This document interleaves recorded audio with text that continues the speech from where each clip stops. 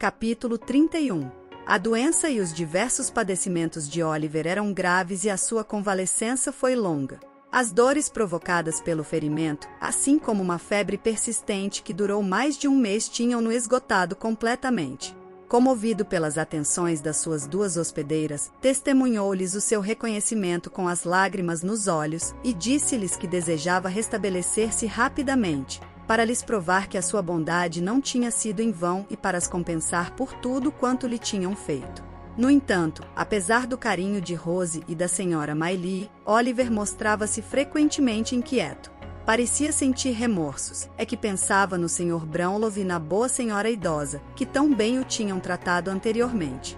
Receava passar por ingrato aos olhos deste generoso protetor, mas o Sr. Losberne prometeu-lhe formalmente que o levaria a vê-los logo que estivesse em condições de suportar a viagem. Assim, numa bela manhã, Oliver partiu com o Sr. Losberne na carruagem da senhora Maylie. Ao chegarem à ponte de Chertsey, o rapaz empalideceu e soltou um grito. Que teria sucedido a este rapaz? Disse o doutor no tom brusco que lhe era habitual. O que viste? O que ouviste? O que sentes? Vamos, fala. Aquela casa. Exclamou Oliver. E depois? Cocheiro, pare. Gritou o doutor. O que é que tem aquela casa, meu rapaz? Os ladrões. A casa para onde me levaram. Respondeu Oliver em voz baixa. Sem dar tempo ao cocheiro de descer do seu lugar, o doutor saiu da carruagem e correu em direção ao casebre, à porta do qual bateu repetidamente com o pé. Então, disse um horrível corcunda, abrindo a porta tão bruscamente que o doutor, que acabará de dar o seu último pontapé, perdeu o equilíbrio e quase caiu no chão. O que se passa? O que se passa? Exclamou o outro, agarrando-o pelo colete.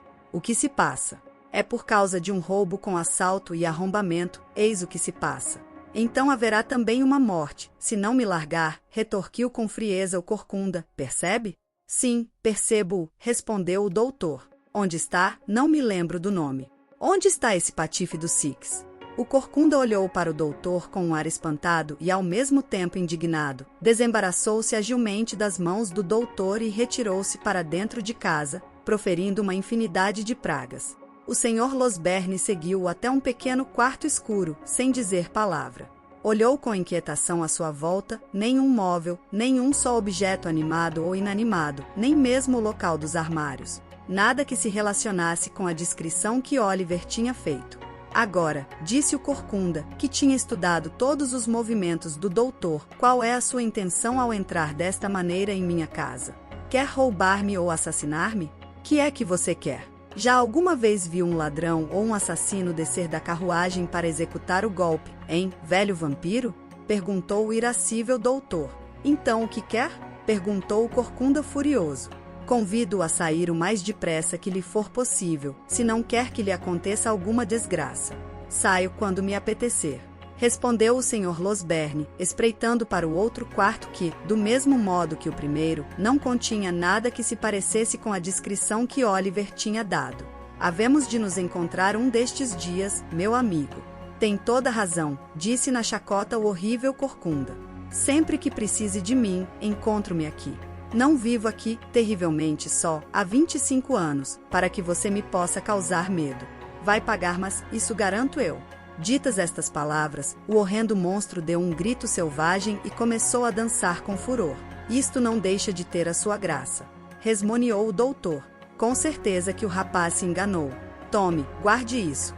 Ao mesmo tempo, tirou da algibeira uma moeda, atirou-a ao corcunda e regressou à carruagem. Aquele seguiu-o até a portinhola proferindo imprecações durante todo o caminho, e, enquanto o Sr. Losberne falava com o cocheiro, o corcunda deitou a Oliver um olhar furioso, de tal modo que a pobre criança durante meses, dia e noite, nunca o conseguiu esquecer. Continuou a insultá-los até que o cocheiro subiu para o seu lugar e, quando o veículo se afastou, podia-se ainda vê-lo a uma certa distância bater o pé no chão e puxar os cabelos num acesso de raiva. Sou um burro, disse o doutor depois de um grande silêncio. Sabes, Oliver? Não, senhor. Pois bem, não o esqueças. Sou um burro, repetiu o doutor depois de um minuto de reflexão. Supondo que se trata da mesma casa e dos mesmos indivíduos, que poderia eu fazer sozinho? E mesmo com ajuda, não haveria nada a fazer, não poderia revelar a astúcia que devo utilizar para acabar com este assunto. E, no entanto, não seria mal pensado. Fico sempre embaraçado quando procedo ao meu primeiro impulso, e nunca me emendo. O facto é que este excelente homem nunca tinha durante toda a sua vida agido de outra forma, e que, longe de ficar embaraçado como se queria convencer, a sua natureza impulsiva era tal, que ganhou o respeito e a estima de todos os que o conheciam. Como Oliver sabia o nome da rua onde morava o Sr. Brownlow, dirigiram-se para aí imediatamente, sem ter de procurar. Quando a carruagem virou a esquina da rua, o coração do pequeno bateu de uma maneira tão violenta que mal podia respirar. "Agora, meu rapaz, qual é a casa?" perguntou o Sr. Losberne. Ali, aquela, a Casa Branca", exclamou Oliver pondo a cabeça de fora. Depressa, peço-vos. Parece que vou morrer de alegria. Estou todo a tremer. Paciência, disse o bom do doutor, dando-lhe palmadinhas no ombro. "Já os vais ver. Vão ficar radiantes por te ver são e salvo." "Ah, julgo que sim", replicou Oliver. "Foram tão bons para mim, se soubesse, senhor." A carruagem parou, não era aquela casa. Avançou mais um pouco e parou de novo. Lágrimas de alegria correram pelas faces da criança no momento em que olhou para as janelas. Mas, ai, a Casa Branca encontrava-se deserta e num papel, colocado por cima da porta, lia-se, para alugar. "Bata outra porta, cocheiro", ordenou o Sr. Losberne, dando o braço a Oliver. "O que é que aconteceu ao Sr. Brownlow, que vivia na casa ao lado, sabe?" perguntou a criada que veio abrir. "Não sei", respondeu ela, "mas vou informar-me." Voltou e disse que o Sr. Brownlow tinha vendido o recheio da casa havia cerca de 6 semanas e que partirá em seguida para as Índias Ocidentais. "A governanta foi com ele?" perguntou o Sr. Losberne após um instante de silêncio. "Sim, senhor", respondeu a criada. "A governanta também foi, assim como um dos seus amigos. Partiram os 3 no mesmo dia. Então direito à casa, cocheiro", disse o doutor. "E não pare para dar de comer aos cavalos a não ser quando estivermos fora desta Londres maldita." "E o livreiro, senhor?" alvitrou Oliver. "Sei onde mora. Vamos lá, peço-lhe." "Pobre pequeno", replicou o doutor, "já chegam tantas decepções num dia. Para mim e para ti. Se formos à casa do livreiro, não duvido que já tenha morrido ou que a casa tenha ardido ou que ele tenha fugido. Não direitos para casa." E de conformidade com o primeiro impulso do doutor voltaram para casa. Aqueles acontecimentos em nada alteraram a conduta dos seus benfeitores para com Oliver. Passou-se uma quinzena e com ela vieram os dias bons e foi decidido que abandonariam por alguns meses a casa de Chertsey. Depois de depositarem num banqueiro todas as pratas que tinham tão fortemente excitado a cupidez do judeu e de deixarem Giles e outro criado para cuidarem da casa durante a sua ausência, as 2 mulheres partiram para a casa de campo levando Oliver com elas. O local para onde foram residir era encantador e Oliver, pouco habituado a uma estadia tão deliciosa, parecia começar uma nova vida. Todas as manhãs se apresentava em casa de um senhor idoso de cabelos brancos junto à igreja da vila, o qual lhe ensinava melhor ler e escrever.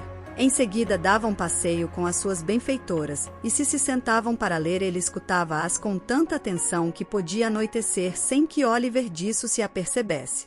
Depois era a lição que precisava de ser preparada para o dia seguinte. O pequeno fechava-se numa salinha que virava para o jardim e estudava até ao cair da noite, dando então um segundo passeio. Todos os dias às 6 horas da manhã Oliver levantava-se e percorria os campos colhendo flores com as quais fazia ramos para colocar sobre a mesa à hora do almoço. Muitas vezes entretinha-se a plantar no jardim as plantas que o seu mestre lhe ensinara a conhecer. Assim se passaram 3 meses de felicidade para Oliver, cuja vida até então não passará de uma continuidade de desgostos e tormentos. Adaptara-se perfeitamente à vida que levava junto da anciã e da sua sobrinha, e toda a vigorosa afeição que o seu jovem coração lhes dedicava era-lhe retribuída. Capítulo 32. O verão sucedeu à primavera. Os campos que Oliver achara tão belos à sua chegada à vila mostravam agora toda a sua beleza. A terra estava coberta de um manto verde e exalava os seus mais doces perfumes. Numa noite em que acabavam de dar um passeio mais longo do que o costume, Rose, que se mostrará alegre durante todo o caminho, sentou-se ao piano. Depois de passar maquinalmente as mãos pelo teclado, iniciou um trecho lento e triste, e a senhora Miley julgou ouvi-la soluçar. Rose, minha querida, exclamou a boa senhora. A jovem manteve-se calada, mas tocou um pouco mais depressa, como se a voz da tia a tivesse despertado de um terrível sonho. Rose, meu anjo, disse a senhora Miley, levantando-se precipitadamente da cadeira e aproximando-se da jovem. O que tens? Tens o rosto banhado de lágrimas. Diz-me, o que te pode ter desgostado? Nada, minha tia, asseguro-lhe, respondeu Rose. Não sei o que tenho, mas sinto-me tão abatida esta noite. Estarás doente? Perguntou a senhora Miley. Oh, não estou doente, respondeu Rose, estremecendo como se um frio de morte a tivesse percorrido de repente. Não é nada, daqui a pouco estarei melhor. Feche a janela, por favor. Oliver fechou imediatamente a janela, e a rapariga, esforçando-se por dominar a sua agitação, tentou tocar uma música mais alegre. Mas mal os dedos afloraram as teclas, não se pôde conter e cobriu o rosto com as mãos, indo sentar-se no sofá, onde deu livre curso às suas lágrimas. Minha querida filha, exclamou a senhora Miley. Nunca te vi assim. Fiz o possível para não vos alarmar, disse Rose, mas foi mais forte do que eu tinha. Receio de que esteja doente. E estavam na realidade, pois logo que trouxeram luz, aperceberam-se de que estava pálida como uma morta. A expressão da sua fisionomia não perderá a beleza, mas no entanto tinha mudado. Havia nas suas feições tão doces e tão regulares qualquer coisa de esgazeado que nunca se lhe vira. Depois, de repente, o rosto tornou-se púrpura e os belos olhos azuis cobriram-se de tristeza. Passaram-se uns minutos e ficou coberta de uma palidez medonha. Oliver, que durante todo este tempo tinha observado a senhora Miley com grande atenção, reparou que estes estranhos sintomas a tinham alarmado e ele próprio ficou assustado. Mas vendo que ela procurava esconder a sua perturbação, simulando um ar calmo, ele fez o mesmo. De tal maneira que, quando Rose, instigada pela tia, os deixou para se ir deitar, retomara a alegria e parecia ir muito melhor. Disse-lhes mesmo que estava certa de que se levantaria na manhã seguinte de perfeita saúde. Espero que não seja nada de grave, minha senhora, disse Oliver, quando a senhora Miley voltou a entrar na sala. A menina não parece sentir-se bem, mas... A boa senhora fez-lhe sinal para se calar e sentou-se a um canto, aí permanecendo em silêncio durante algum tempo. Por fim disse com a voz a tremer. Espero que não, Oliver. Tenho sido muito feliz na companhia dela já há alguns anos, demasiado feliz talvez, e poderei vir a sofrer um desgosto. Não quero dizer que seja agora o caso. Que desgosto, minha senhora? Perguntou Oliver. O de perder esta querida menina que durante tanto tempo tem sido a minha alegria e a minha felicidade, respondeu a senhora Miley numa voz entrecortada. Que Deus nos livre disso! Exclamou Oliver assustado. Que a sua santa vontade seja feita, replicou a anciã juntando as mãos. De certo que não somos ameaçados por tão grande desgraça, disse Oliver. Há 2 horas, estava perfeitamente. Os receios da senhora Miley eram bem fundados e o que tinha predito aconteceu. Na manhã seguinte foram declarados os primeiros sintomas de uma doença grave que acometera Rose. É preciso não perder tempo com as nossas aflições inúteis, Oliver, disse a senhora Miley, pondo o dedo nos lábios. O Sr. Losberne deve receber esta carta o mais cedo possível. É preciso, pois, levá-la à vila vizinha 4 milhas daqui, cortando pelos campos, e de lá enviá-la a Chertsey por um portador a quem recomendarás ir a toda a brida. As pessoas da estalagem encarregar-se-ão disso e recomendo-te o cuidado de o ver partir. Oliver não pôde responder, inquieto por se afastar. Está aqui outra carta, disse a senhora Miley com ar pensativo, mas não sei se farei melhor esperar que o doutor me diga o que pensa de Rose. Não a quero enviar senão no caso de se esperar o pior. Também para Chertsey, minha senhora? Perguntou Oliver, enquanto estendia a mão trêmula para receber a carta, impaciente por desempenhar a sua missão. Não, replicou a anciã, ao mesmo tempo que dava a carta maquinalmente. Oliver olhou de relance para o endereço e viu que era dirigida ao Sr. Henry Miley, mas não chegou a decifrar nem o local nem o nome do dono da casa. Levo a minha senhora?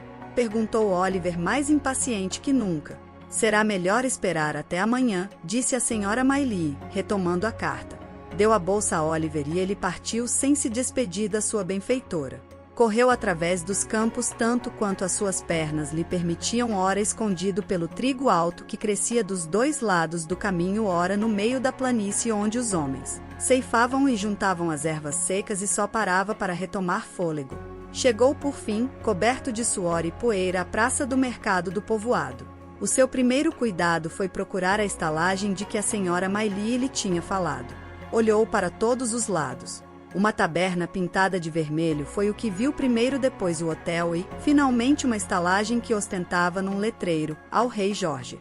Entrou imediatamente.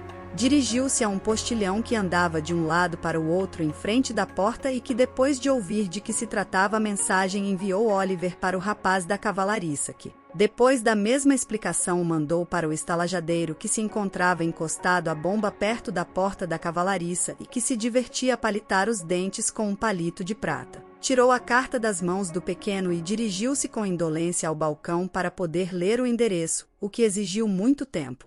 Em seguida, quando acabou de ler, pediu que Oliver lhe pagasse primeiro, mandou selar um cavalo e deu ordem a um postilhão para se apressar, o que levou um quarto de hora, durante o qual Oliver, que estava em brasa, se sentiu tentado umas 20 vezes a saltar sobre o cavalo e correr a toda brida até a muda seguinte. Por fim, ficou tudo resolvido. E depois das insistentes recomendações da parte de Oliver de ir a toda pressa, o postilhão partiu a galope e em poucos minutos estava na outra extremidade da povoação. Oliver sentiu-se satisfeito por ter a certeza que a jovem ia ser socorrida e que não tinha perdido tempo. Acabava de deixar o pátio da estalagem com o coração menos oprimido e voltava à esquina da porta da cocheira a correr quando esbarrou nas pernas de um homem de capa que entrava na estalagem. "Que se passa?" perguntou o homem, que recuou quando viu o pequeno. "Peço-lhe desculpa, senhor", disse este. "Estou com pressa de voltar a casa e não o via." "Maldição!" murmurou o homem entre dentes e lançando a Oliver um olhar furioso. "Será possível? Que raio o parta! Se estivesse morto, sairia de propósito do túmulo para se atravessar no meu caminho." "Lamento muito, senhor, na verdade", balbuciou Oliver, assustado pela maneira como o estranho o observava. "Espero que não tenha feito mal." "Maldição!" murmurou de novo o outro entre dentes. "Se eu tivesse tido a coragem de proferir uma só palavra, há muito tempo que estaria livre dele." "Que o inferno te engula, pequeno demônio! Que fazes aqui?" Ao pronunciar estas palavras, rangeu os dentes, cerrou os punhos e avançou para Oliver para lhe bater. Caiu então para trás, espumando de raiva e debatendo-se furioso. Oliver entrou precipitadamente na estalagem para pedir auxílio. Certo de que o desconhecido seria tratado, partiu a correr para recuperar o tempo perdido. Depressa esqueceu o incidente, pois logo que chegou a casa, o seu espírito ocupou-se de coisas mais sérias e a sua atenção desviou-se de tudo o que lhe era pessoal. Rose estava pior, a febre tinha subido, a noite delirara. O cirurgião da povoação não a deixará um só momento. Mal a observou, chamou a senhora Maylie de parte, declarou-lhe que se tratava de uma doença grave e que seria um milagre se a sobrinha escapasse. Na manhã seguinte, tudo em casa se passou em silêncio.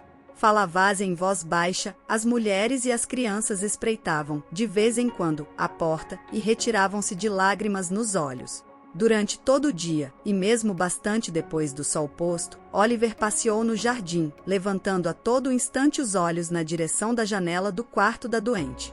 Parecia-lhe, ao sentir a tristeza que pairava, que a morte estava perto, e ele tremia de horror.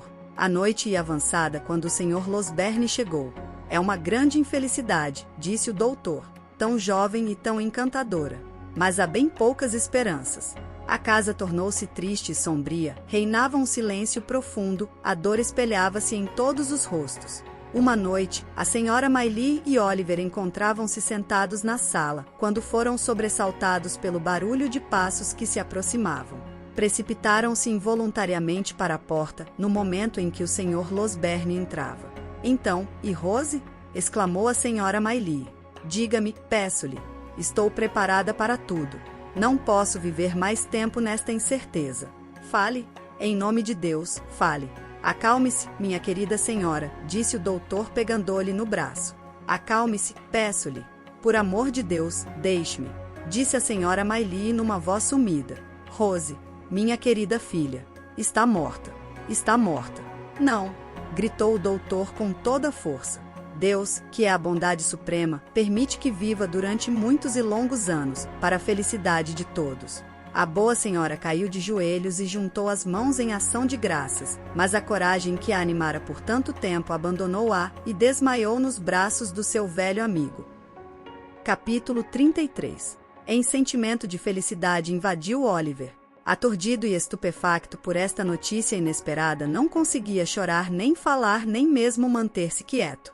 Só depois de ter feito uma longa caminhada pelo campo, o ar fresco da noite trouxe-o à realidade e desfez-se em lágrimas. A noite já ia avançada quando voltou para casa carregado de flores que tinha colhido com um carinho especial para ornamentar o quarto da doente.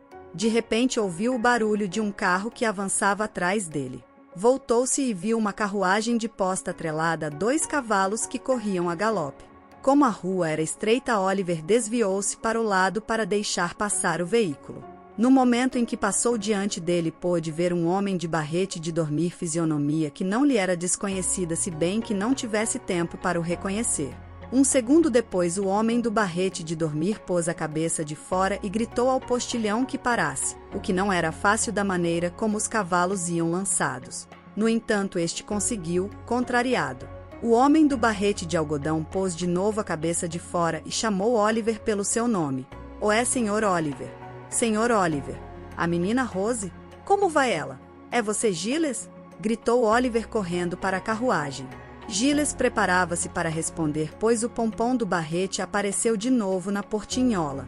Mas foi impedido por um jovem que o fez sentar-se com brusquidão e que dirigiu a palavra a Oliver. "Melhor ou pior?" "Melhor, bastante melhor", respondeu Oliver com vivacidade. "Deus seja louvado!" exclamou o jovem. "Tenha certeza?" "Sim, senhor", replicou Oliver. "As melhoras declararam-se ainda há poucas horas. O Sr. Losberne afirma que se encontra fora de perigo." Sem proferir palavra, o jovem abriu a portinhola, saltou da carruagem, agarrou com força no braço de Oliver e puxou-o a si. "Tenha certeza do que diz, não é assim, meu amigo?" perguntou com a voz a tremer. "Não está a enganar-me, dando-me uma falsa esperança, pois não?" "Oh, não, senhor", replicou Oliver. "Não faria isso por nada deste mundo, juro-lhe. O Sr. Losberne disse assim, ela viverá muito tempo para a felicidade de todos." Eu estava presente quando proferiu estas palavras à Sra. Maylie. Ao recordar esta cena tão tocante, que marcará o início de uma enorme felicidade, a criança chorou enternecidamente. O próprio jovem, voltando-se de lado para esconder a sua emoção, manteve-se silencioso durante alguns instantes. Giles, entretanto, sentado no estribo da carruagem, com os cotovelos apoiados sobre os joelhos, enxugava suas lágrimas com um lenço de algodão azul salpicado de pontos brancos. "Volte a entrar para a carruagem, Giles, e dirija-se já para a casa da minha mãe", disse o jovem. "Prefiro andar um pouco, para me preparar para ver. Diga-lhe que vou a caminho." "Agradecia-lhe muito, Sr. Henry", disse Giles, enxugando pela última vez a cara com o lenço. "Ficar-lhe-ia muito grato se encarregasse o postilhão dessa mensagem. Penso que não será conveniente eu aparecer assim em frente das criadas. Se me vissem neste estado, perderia toda a autoridade sobre elas." "Muito bem", retorquiu Henry Maylie, sorrindo. "Ele que vá à frente com as malas e você acompanhe-nos, se quiser. Simplesmente aconselho-o a mudar de touca, de contrário pensarão que endoideceu." Giles lembrou-se de que tinha o barrete de dormir na cabeça e escondeu-o imediatamente na algibeira. Pegou no chapéu que estava na carruagem e colocou-o logo. O postilhão pôs-se em marcha e o Sr. Maylie, Oliver e Giles começaram a caminhar lentamente. Enquanto andava, Oliver deitava de vez em quando uma olhadela ao recém-chegado.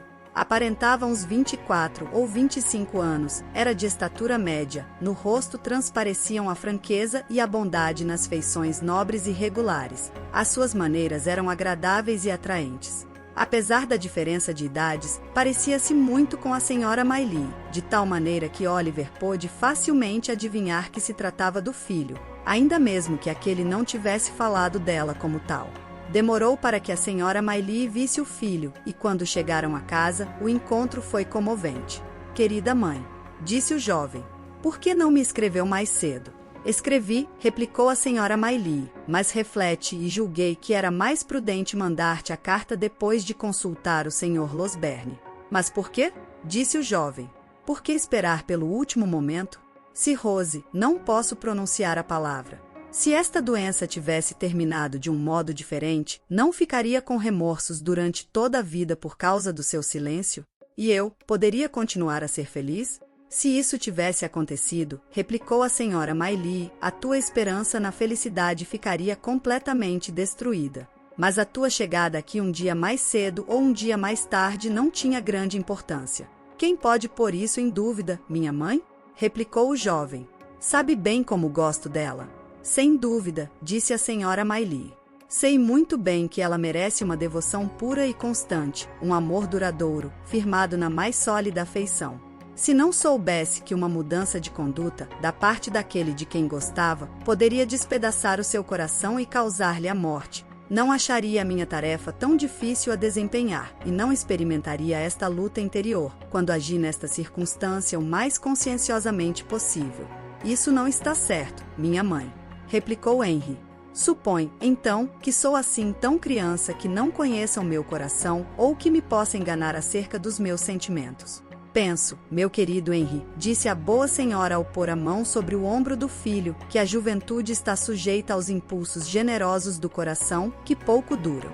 Além disso, sei, prosseguiu olhando fixamente para o jovem, que uma mulher que não conhece os pais e que, por conseguinte, pode envergonhar-se do seu nascimento. Se bem que não tenha culpa, está exposta, assim como seus filhos, às risotas da gente grosseira, que o marido, por muito bom que seja, pode um dia arrepender-se de ter casado num momento de entusiasmo na juventude, e que ela se aperceba da sua indiferença e morra de desgosto.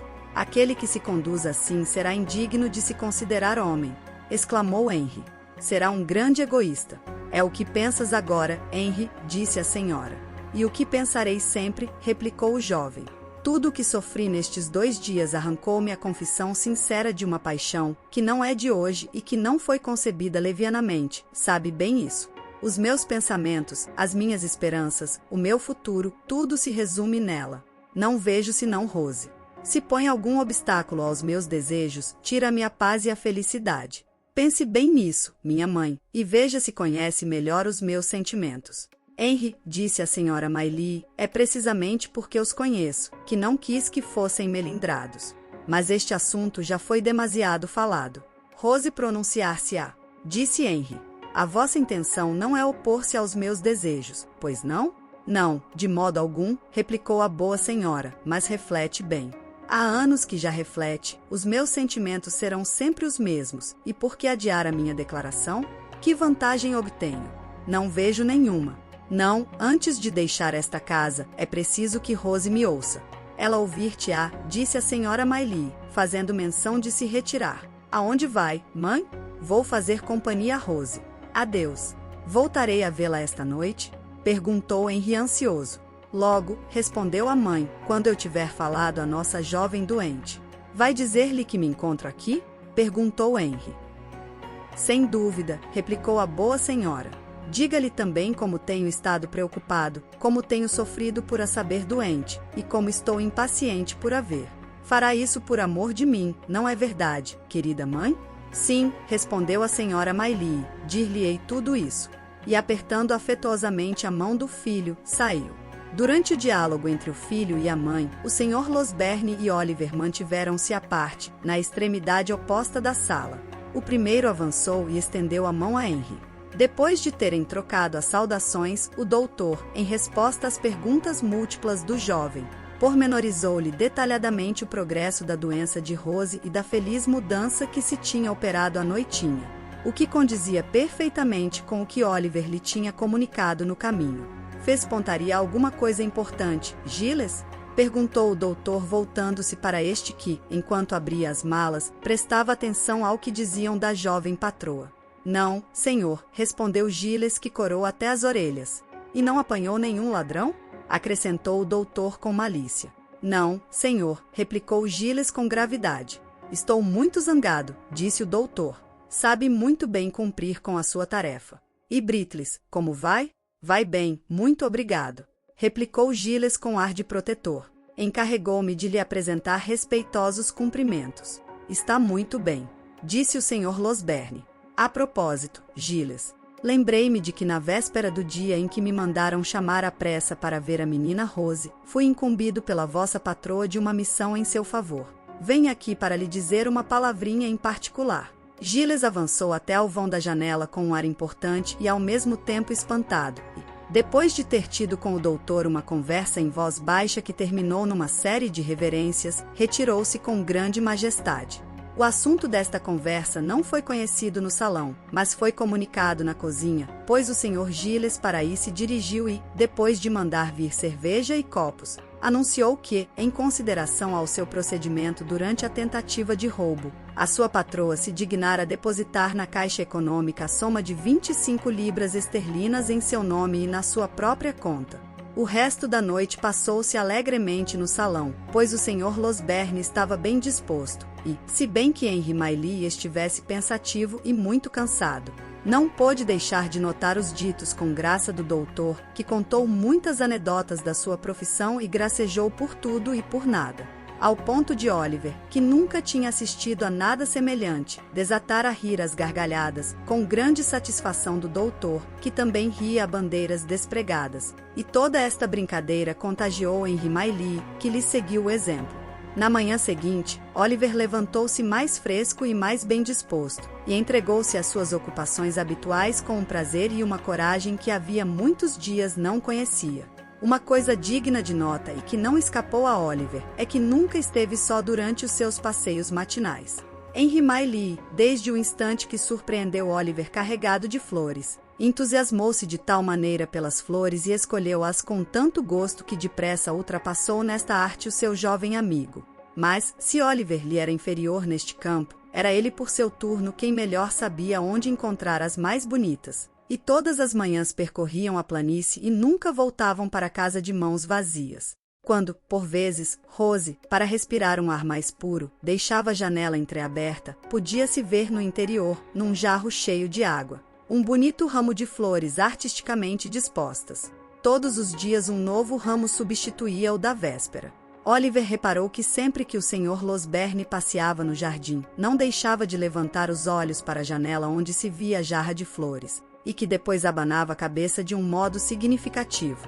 Entretanto, Rose restabelecia-se e recuperava as forças de dia para dia. Embora a convalescente não estivesse em estado de deixar o quarto, e que os passeios à noite fossem raros, Oliver não achava que o tempo corresse devagar. Ia com assiduidade para junto do bom velho que lhe dava lições, e trabalhava com tanto ardor que ele próprio ficou admirado com os progressos rápidos que fez. Durante o decorrer dos estudos, Oliver foi alarmado por um incidente imprevisto. O pequeno compartimento que lhe servia de sala de estudo situava-se no rés do chão, na parte de trás da casa. Era iluminado por uma janela rodeada de erva trepadeira e jasmim, que dava ao interior um perfume delicioso. Debruçava-se sobre um jardim com uma cerca, depois da qual se via um lindo prado e um bosque. Como não existiam casas nesta direção, a vista espraiava-se até ao longe. Uma noite em que as primeiras sombras começaram a cobrir a terra, Oliver sentou-se à mesa perto da janela da sala de estudo, com os olhos presos ao livro. Como tinha feito um calor excessivo durante o dia e tinha trabalhado muito, deixou-se adormecer. No entanto, Oliver tinha consciência do seu estado e da sua situação. Sabia perfeitamente que se encontrava na pequena sala de estudo com os livros colocados numa mesa diante dele e que uma doce brisa agitava a folhagem lá fora, mas, no entanto, dormia. De repente a cena mudou, o ar tornou-se mais denso e julgou-se de novo em casa do judeu, onde o hediondo velho, no lugar habitual, no canto da lareira, apontava o dedo enquanto falava em voz baixa a um outro indivíduo sentado a seu lado de costas voltadas para a criança. Sheu, dizia Fagin. É mesmo ele? Vamo-nos embora. Se é ele? Replicou o outro.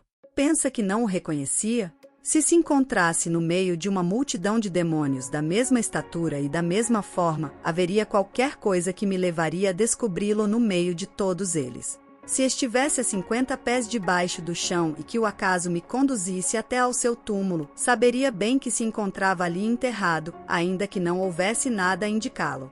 O raio que o parta. Parecia haver tanto ódio nas palavras deste homem, que Oliver acordou em sobressalto e tremeu de medo. Deus!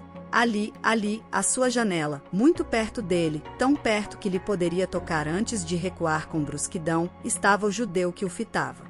O olhar perscrutador dele encontrou o seu, e ao lado do medonho velho, nessa mesma janela, pálido de raiva ou de medo, ou talvez das duas coisas, encontrava-se o homem que lhe falará tão brutalmente à porta da estalagem.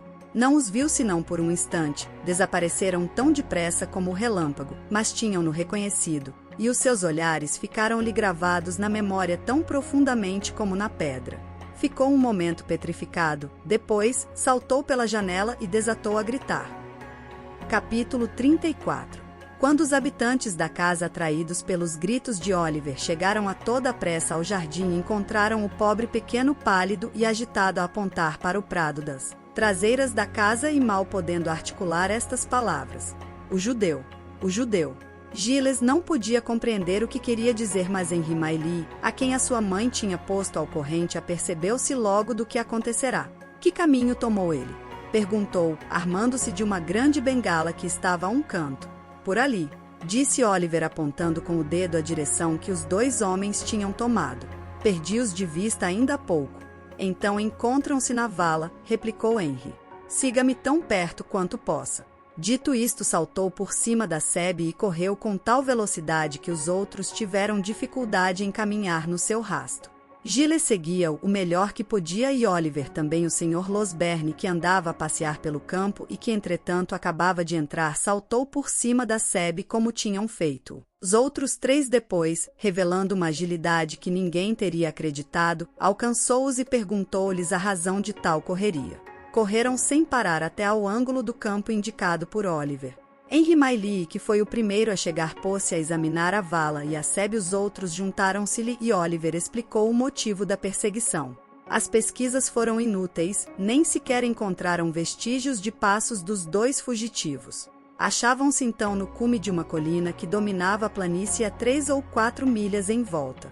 A povoação ficava no fundo à esquerda. Mas supondo que os dois homens tivessem querido refugiar-se aí, seria necessário terem feito uma caminhada impossível de percorrer em tão pouco tempo. Havia um pequeno bosque que marginava a planície numa outra direção, mas pelo mesmo motivo era-lhes impossível tê-lo alcançado. Deve ter sido um sonho, Oliver, disse Henry Mailly chamando-o de parte. Oh, não. Tenho a certeza que não, senhor. Replicou Oliver, a quem a lembrança do horrível velho fez estremecer involuntariamente. Tenho a certeza de que os vi. Vi-os tão bem como vejo a si agora. Quem era o outro? Perguntaram simultaneamente o jovem e o Sr. Losberne. É o mesmo com quem choquei a porta da estalagem, respondeu Oliver. Vimo-nos demasiado bem um ao outro para que eu me engane. Jurarei que é ele. Tem a certeza de que foi por este lado que fugiram? Perguntou Henry. Tenho tanto a certeza como eles estarem à minha janela, retorquiu Oliver apontando com um dedo para a sebe que separava o jardim dos campos. O mais alto saltou por ali e o judeu passou por aquela abertura à direita. Henry Mailly e o Sr. Losberne entreolharam-se e pareceram satisfeitos com as respostas de Oliver. No entanto, não vislumbraram sinais de alguém que tivesse fugido precipitadamente. A erva alta não estava pisada em parte nenhuma, exceto nos locais por onde eles próprios tinham passado. A borda da fossa era de terra mole, mas em nenhum local se via marcas de sapatos de homem. É estranho, observou Henry. Estranho, repetiu o doutor. Os próprios Blatterzidos não saberiam como explicar. Apesar do insucesso das suas buscas, só desistiram quando a noite as tornou completamente inúteis. Não lhes restava outra alternativa senão regressar. Giles, munido com a descrição dos dois homens, foi enviado aos bares da povoação onde eles poderiam ter ido distrair-se ou beber, mas não trouxe qualquer informação que pudesse esclarecer ou dissipar o mistério. No dia seguinte fizeram-se novas buscas sem obter melhores resultados. No segundo dia, o Sr. Mailly e Oliver deslocaram-se à vila vizinha na esperança de saber qualquer coisa em relação aos dois homens, mas não voltaram mais bem informados do que a partida. Acabaram por esquecer o assunto, a exemplo de tantos outros que desvanecem quando desaparece o que tem de maravilhoso. Entretanto, Rose restabelecia-se a olhos vistos. Em poucos dias estava em condições de sair e, juntando-se de novo à família, trouxe alegria a todos os corações. Mas embora esta feliz mudança produzisse efeitos visíveis no pequeno círculo de amigos e a alegria e felicidade enchessem de novo a casa, Oliver notava que entre alguns deles, e Rose fazia parte desse número, havia, por vezes, um constrangimento invulgar. A senhora Miley fechava-se frequentemente com o filho durante horas e a rapariga por mais de uma vez apareceu na sala com os olhos ainda úmidos de lágrimas. Quando o Sr. Losberne fixou o dia da sua partida para Chertsey, este constrangimento redobrou, tornou-se então evidente que havia qualquer coisa que afetava a rapariga e uma outra pessoa. Numa manhã em que Rose se encontrava sozinha na sala de jantar, Henry Miley entrou e pediu, hesitante, para lhe falar durante uns instantes. Alguns minutos, Rose. Apenas alguns minutos, disse Henry aproximando a sua cadeira da rapariga. O que lhe tenho a dizer está já presente no seu espírito. Não ignora as minhas esperanças, os meus sentimentos são-lhe conhecidos embora eu nunca lhes tenha declarado. Rose, que empalidecera no momento em que Henry Miley entrará, fez simplesmente um sinal com a cabeça e, entretendo-se a desfolhar algumas flores que tinha na mão, esperou em silêncio que ele continuasse. Há muito tempo que devia ter partido, disse Henry. É verdade, retorquiu Rose. Perdoe-me falar assim, mas preferia que tivesse partido. Fui aqui trazido pelo mais horroroso dos temores, continuou o jovem. O de perder o objeto de toda a minha afeição, o ser que me é mais querido do que a vida, aquele sobre quem recaem todas as minhas esperanças e desejos. As lágrimas que nesse momento apareceram nos olhos da jovem, tornavam-na ainda mais bela. Um anjo! Exclamou Henry com paixão. Uma criatura tão bela e pura como os anjos flutuava entre a vida e a morte. Rose, Rose, você restabelecia-se de dia para dia, diria mesmo de hora para hora, e eu observava esta mudança da morte para a vida com a maior das ansiedades. E se a afeição que lhe tenho me fez chorar de alegria e felicidade, não me repreenda, pois as lágrimas aliviaram o meu desgosto e devolveram-me a calma. Não era essa a minha intenção, disse Rose com visível emoção. No seu interesse apenas desejei que retomasse as ocupações mais sérias e mais dignas de si. E que ocupação seria mais digna de mim, se não há de me esforçar em ganhar um coração como o seu? Perguntou Henry segurando na mão da rapariga. Rose, amo-a desde há muito tempo. Se procuro arranjar um nome, é apenas para lhe oferecer. Ainda que esse momento não tenha chegado, aceite este coração que lhe pertence há já muito tempo. Da sua resposta depende o meu futuro. A sua conduta sempre foi nobre e generosa, disse Rose tentando disfarçar a emoção que sentia. Deverei fazer todos os meus esforços para merecer? Responda Rose. Pelo contrário, retorquiu Rose, deve procurar esquecer-me não como companheira e amiga de infância, isso desgostar-me-ia profundamente, mas como futura esposa. Seguiu-se um breve silêncio durante o qual Rose, tapando os olhos com a mão, deu livre curso às suas lágrimas. E quais são as suas razões, Rose, para assim agir? Perguntou por fim Henry com um ar pesaroso. Posso sabê-las? Com certeza, retorquiu Rose. Tenho o direito de a saber. Tudo o que possa dizer não conseguirá alterar a minha resolução, para consigo. Sim, Henry. Devo a mim própria pobre rapariga. Sem pai, sem fortuna e sem nome, não levar os outros a pensar que por interesse tenha encorajado o seu primeiro amor e criado obstáculos aos seus projetos para o futuro. Os seus sentimentos são concordantes com o seu sentido de dever? Perguntou Henry. Não, respondeu Rose corando intensamente. Não são. Então compartilha os meus sentimentos? Perguntou Henry. Diga, Rose, diga apenas isto e adoçará a amargura desta cruel desilusão. Se o pudesse fazer sem magoar aqueles que amo, talvez recebesse esta declaração de um modo diferente. Retorquiu Henry com vivacidade. Diga, Rose, ao menos confesso. É verdade, replicou a rapariga soltando a sua mão da de Henry. Mas para que prolongar esta conversa que me é tão penosa? Adeus, Henry. Nunca mais voltaremos a falar neste assunto. Que uma franca e pura amizade nos una como no passado. Só mais uma palavra. Pediu Henry. Que eu ouça os seus motivos pela sua própria boca. Dê-me a conhecer a causa da sua recusa. O futuro que se lhe prepara é brilhante, disse Rose com firmeza. Todas as honras destinadas aos grandes talentos lhe estão reservadas, tem amigos poderosos que o ajudarão com todo o seu poder. Mas esses amigos são orgulhosos e eu nunca conviverei com pessoas que possam desprezar a minha mãe, e ainda menos poderia arrastar na minha desgraça o filho de quem me acolheu. Numa palavra, é possível, pois não conheço os meus pais, que o meu nome tenha uma mancha que o mundo faria recair sobre inocentes. Guardá-la-ei para mim e a vergonha será apenas minha. Uma última palavra, Rose. Só mais uma palavra, exclamou Henry colocando-se diante dela para impedir de se retirar. Se eu tivesse sido menos feliz, pois é assim que o mundo concebe a felicidade, se a minha vida tivesse sido simples e obscura. Se eu fosse pobre e doente e abandonado por todos, teria rejeitado a minha oferta? Não me force a responder, pediu Rose. Não é assim nem nunca o será. Faz mal em insistir. Se a sua resposta for aquilo que ouso esperar, retorquiu Henry, lançará um raio de felicidade no meu triste destino. Rose, em nome da afeição que lhe tenho, em nome de tudo o que sofri e estou condenado a sofrer por sua causa, responda a esta pergunta. Se o seu destino fosse outro, replicou a rapariga. Se não existisse uma diferença tão grande entre a sua condição e a minha, se eu lhe pudesse tornar a existência mais doce e não pudesse vir a ser um obstáculo ao seu sucesso na vida, esta conversa teria sido menos dolorosa. Seria até feliz, muito feliz. Não posso deixar de confessar esta fraqueza, mas a minha resolução é inabalável, disse ela estendendo a mão a Henry. Agora vou deixá-lo. Só lhe peço uma coisa, disse Henry. Permita-me que daqui a 1 ano ou talvez mais voltemos a conversar uma última vez sobre este assunto. Não irá insistir para que altere a minha decisão, retorquiu Rose com um sorriso melancólico. Seria inútil. Não, respondeu Henry, mas para ouvir repeti-la se quiser. Deporei então a seus pés o meu nome e fortuna, e se persistir na sua resolução, prometo que nada farei para modificar. Seja, retorquiu Rose. Será apenas mais uma provação porque terei de passar. Mas nessa altura talvez esteja em melhores condições de a suportar. Estendeu de novo a mão a Henry e depois separaram-se. Capítulo 35.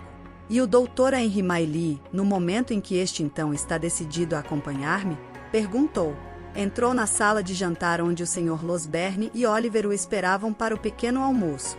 Você não consegue manter a mesma ideia durante 1 hora. Daqui a algum tempo dir-me-á ao contrário, respondeu Henry corando. Desejaria saber o motivo, retorquiu o doutor, pois para falar francamente não o consigo imaginar. Ontem de manhã tinha resolvido ficar cá e como um bom filho, acompanhar a Sra. Maylie aos banhos de mar. À tarde disse que me faria a honra de me acompanhar tão longe quanto eu for na sua viagem para Londres. E à noite insistiu misteriosamente que saíssemos antes de as senhoras se levantarem. Daí resultou que Oliver esteja ali sentado à sua espera, em vez de percorrer os campos como faz todas as manhãs. Isto não está certo, pois não, Oliver? Temia não estar em casa no momento da sua partida, disse Oliver. Eis ao que se chama um rapaz encantador, retornou o doutor. Mas, falando a sério, Henry, recebeu alguma carta das grandes personagens para estar tão impaciente por partir? As grandes personagens não me escreveram uma única vez desde que aqui estou. E não é provável que nesta época do ano aconteça alguma coisa que torne necessária a minha presença entre elas. Então, retorquiu o doutor, você é espantoso. Mas vão querê-lo no parlamento sem dúvida. Henry pareceu pronto a fazer algumas observações que muito admirariam o doutor, mas contentou-se em dizer, veremos mais tarde, e a conversa acabou. Pouco tempo depois a carruagem chegou, Giles carregou as malas e o Sr. Losberne ficou à porta da rua a ver. Oliver, disse Henry a meia voz, tenho uma coisa a dizer-lhe. Oliver seguiu o Sr. Maylie até ao vão de uma janela e ficou muito surpreendido com o contraste evidente que oferecia a conduta do jovem triste e alegre alternadamente. Já começa a escrever bem, não é assim? Muito bem, senhor, respondeu Oliver. Não voltarei a casa nestes tempos mais próximos. Gostaria que me escrevesse. Vejamos uma vez de 15 em 15 dias a segunda-feira. Com o maior prazer, senhor.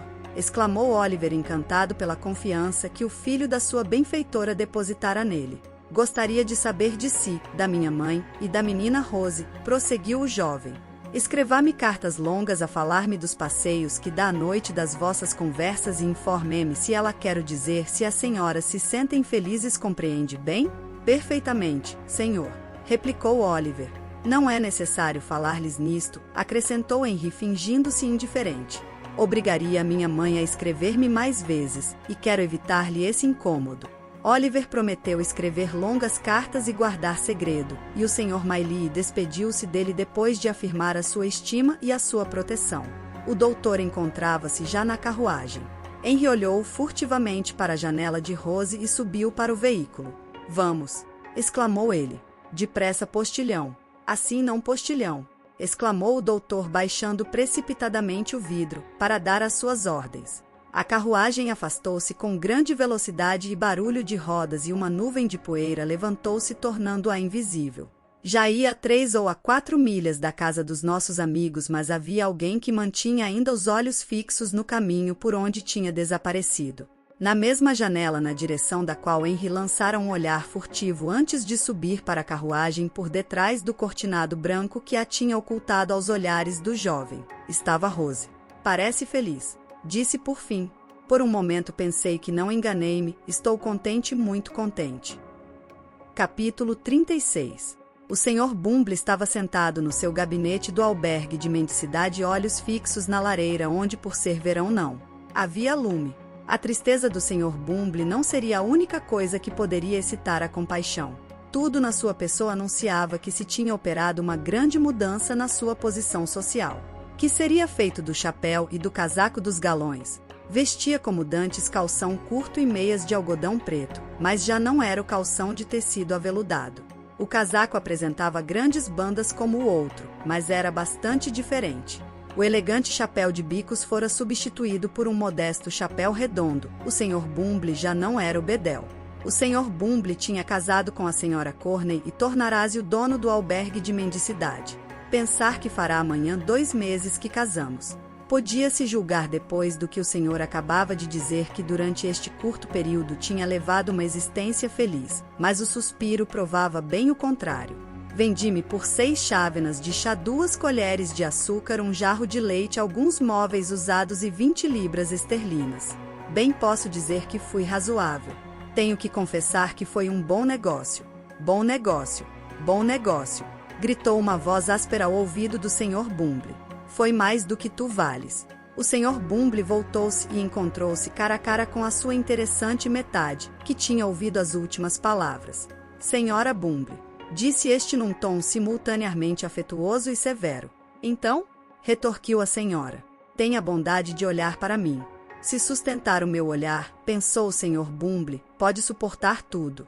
Nunca, pelo menos que eu saiba, deixou de produzir grande efeito nos pobres. Se ela o puder suportar, a minha autoridade está perdida para sempre. O facto é que a matrona não se mostrou desconcertada pelo olhar que lhe lançou o Sr. Bumble. Longe disso, apresentou indiferença e soltou uma gargalhada franca e natural. Admirado por uma coisa que não esperava, o Sr. Bumble não sabia se havia de acreditar no que ouvia e no que via. Tornou-se pensativo e só saiu do seu devaneio quando a voz da sua doce cara-metade se fez ouvir. Vais ficar aí todo dia a ressonar? Perguntou ela. Ficarei todo o tempo que entender, ouviu minha senhora? Replicou o Sr. Bumble. E mesmo que não ressone, passarei a ressonar, a bocejar, a espirrar, a cantar, a gritar conforme o que me apetecer e em virtude dos meus privilégios. Os teus privilégios, exclamou a Sra. Bumble. Foi o que disse minha senhora, respondeu o esbedel. Os privilégios do homem são mandar. E quais são os da mulher, se faz favor? É obedecer, minha senhora, respondeu o Sr. Bumble com voz de trovão. Se o seu primeiro marido, o infortunado Corney, lhe tivesse ensinado, talvez ainda pertencesse a este mundo. Bem o desejaria, pobre homem. A Sra. Bumble viu de repente que o momento decisivo tinha chegado e que era preciso fazer qualquer coisa para assegurar a sua posição. Por isso mal ouviu a alusão feita à memória do defunto, deixou-se cair numa cadeira e começou a gritar que o Sr. Bumble era um bruto, vertendo uma torrente de lágrimas. Mas as lágrimas não eram coisa que tocasse o coração impermeável do Sr. Bumble. Isso desenvolve os pulmões, limpa a cara, exercita os olhos e adoça o caráter, acrescentou, portanto chora, chora minha querida. Ao mesmo tempo, o Sr. Bumble pegou no chapéu que estava pendurado, pô-lo na cabeça de uma maneira especial, com ar bem disposto e como deve todo homem que provou a sua superioridade de uma forma apropriada, pôs as mãos nas algibeiras e dirigiu-se saltitante para a porta. A ex-senhora Corney tinha recorrido às lágrimas porque era menos fatigante do que lutar, mas estava prestes a empregar este meio. Um barulho surdo soou no ouvido do Sr. Bumble e no mesmo instante o chapéu voou até a extremidade da sala. Esta ação preliminar deixou-lhe a cabeça descoberto e a boa senhora agarrou-o pelo pescoço com uma das mãos e com a outra desferiu-lhe uma série de murros no crânio com um vigor e uma destreza pouco vulgares. Em seguida a senhora Bumble recuou alguns passos para colocar o tapete no lugar e o Sr. Bumble aproveitou a ocasião para se escapar. O Sr. Bumble tinha sido surpreendido e bem sovado. Tinha certa tendência para se armar em fanfarrão, e esta inclinação dava-lhe um certo prazer ao exercer uma pequena tirania em relação aos seus subordinados. Não será necessário acrescentar que era um cobarde. O que confirmamos em sua defesa é também o caso de muitas personagens oficiais respeitadas e admiradas. Uma outra afronta estava reservada ao Sr. Bumble. Depois de ter percorrido a instituição em todos os sentidos, pensando pela primeira vez que a lei referente aos pobres era muito severa, e que aqueles que abandonavam as mulheres deixando-as a cargo da paróquia deviam ser lamentados e não censurados, o Sr. Bumble encontrou-se perto da lavandaria onde as mulheres do asilo lavavam a roupa da paróquia e a conversa pareceu-lhe manter-se num tom mais elevado do que de costume. Fez o homem cheio de dignidade. Os pobres, esses pelo menos, continuarão a respeitar os meus privilégios. E, então, que barulho é este? Calem-se já suas malditas megeras. Com estas palavras o Sr. Bumble abriu a porta e avançou encolerizado, mas, mal tinha dado alguns passos, logo se acalmou ao aperceber-se da presença da sua esposa. Querida amiga, disse, não sabia que estava aqui. Não sabias, replicou a amável senhora. E que vens cá fazer? Achei que falavam muito para quem quer trabalhar convenientemente, minha querida amiga, respondeu o Sr. Bumble com ar assustado, olhando para duas velhas que se ocupavam da barrela e que comunicavam entre si o seu espanto em relação ao diretor do albergue. Achavas que falavam muito, não é assim? Disse a matrona. Tens alguma coisa com isso? Mas minha querida amiga, replicou humildemente o Sr. Bumble. Pergunto mais uma vez, que tens tu com isso? Perguntou a matrona. É verdade que a patroa aqui és tu, respondeu este no mesmo tom, mas pensei que não estivesses cá. Queres que te diga, disse a senhora, não precisamos de ti aqui e tu gostas muito de meter o nariz onde não és chamado. Não há uma única pessoa nesta casa que não faça troça de ti logo que voltas as costas, e com as tuas parvoíces tornas-te tão ridículo que toda a gente se ri a cada minuto. Vá, sai daqui. O Sr. Bumble, ao ver que as duas velhas troçavam dele, sentiu um aperto no coração e hesitou um instante. Mas a sua esposa, cuja impaciência não admitia qualquer demora, pegou numa colher da panela, meteu-a na água suja de sabão e, apontando-lhe a porta, ordenou-lhe que saísse, com a ameaça de apanhar com o líquido na sua nobre pessoa. Que podia fazer o Sr. Bumble? Olhou em volta receoso e saiu a correr. Mal transpôs a soleira da porta, as gargalhadas das duas velhas redobraram. Ouviu-as e ficou profundamente incomodado. Não lhe faltava mais nada. Tinha sido humilhado em frente de todos, tinha perdido o prestígio e a autoridade sobre os pobres da instituição. Tinha caído do alto da sua posição e do esplendor de bedel para marido tiranizado pela mulher. E tudo isto no espaço de 2 meses. Disse o Sr. Bumble com o espírito cheio de pensamentos tristes. 2 meses. Era demasiado. Bumble deu uma bofetada ao rapazinho que lhe abriu a porta, pois enquanto refletia tinha chegado à porta de entrada e saiu para a rua. Caminhou como um louco, voltando ora para a esquerda, ora para a direita, até que o ar e o exercício o acalmaram um pouco. Passou em frente de diversas tabernas sem parar, depois entrou numa delas em cuja sala havia um único consumidor sentado a uma mesa. Era um homem moreno e de boa aparência. Uma grande capa cobria-lhe as costas e um pouco do rosto. Tinha um ar de estranho aqueles lugares e o seu aspecto era um pouco de cansaço que, juntamente com as roupas sujas de pó, davam a entender que viera de longe. Olhou de soslaio para Bumble, mas mal se dignou a corresponder ao cumprimento deste último. O Sr. Bumble, enquanto bebia, deitava de vez em quando um olhar furtivo ao desconhecido. E cada vez que o fazia baixava rapidamente os olhos para o jornal, confundido por ver que nesse mesmo momento o homem o fitava do mesmo modo. Depois de os seus olhares se encontrarem por várias vezes, o desconhecido rompeu finalmente o silêncio. Era por mim que procurava, disse ele numa voz seca, quando espreitou pela janela. Não, que eu saiba, não há menos que seja o senhor. Aqui o senhor Bumble calou-se. Queria saber o nome do desconhecido e pensou que na sua impaciência este acabasse a frase dizendo o nome. Vejo que não era mim que procurava, retornou o outro com ar de desdém, pois, se assim fosse, saberia o meu nome. Não era minha intenção ofendê-lo, mancebo. Observou Bumble com dignidade. E eu não me senti ofendido, retorquiu o outro. Seguiu-se um breve silêncio que o estranho rompeu de novo. Parece-me que já o vi anteriormente, disse ele. Nessa altura estava vestido de outra forma. Passei simplesmente por si na rua, mas creio reconhecê-lo. Não foi bedel desta paróquia? Sim, respondeu Bumble um pouco surpreso. Fui bedel paroquial. Precisamente, retorquiu o outro acenando com a cabeça. Foi mesmo com essas roupas que o vi vestido.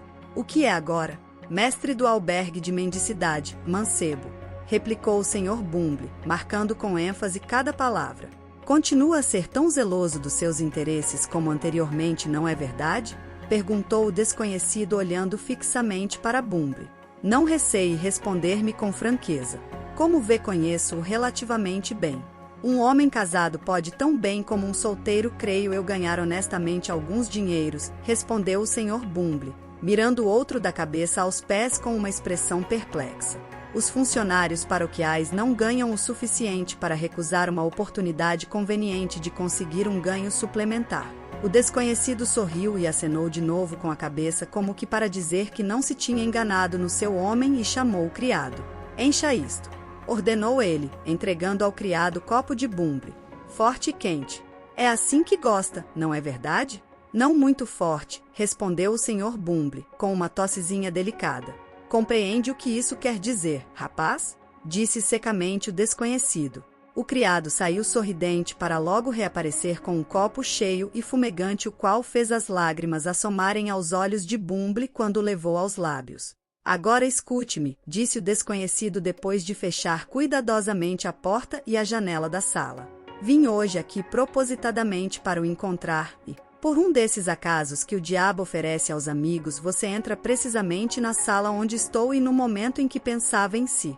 Preciso de algumas informações e, embora sejam de pouca importância, não lhes peço de borla.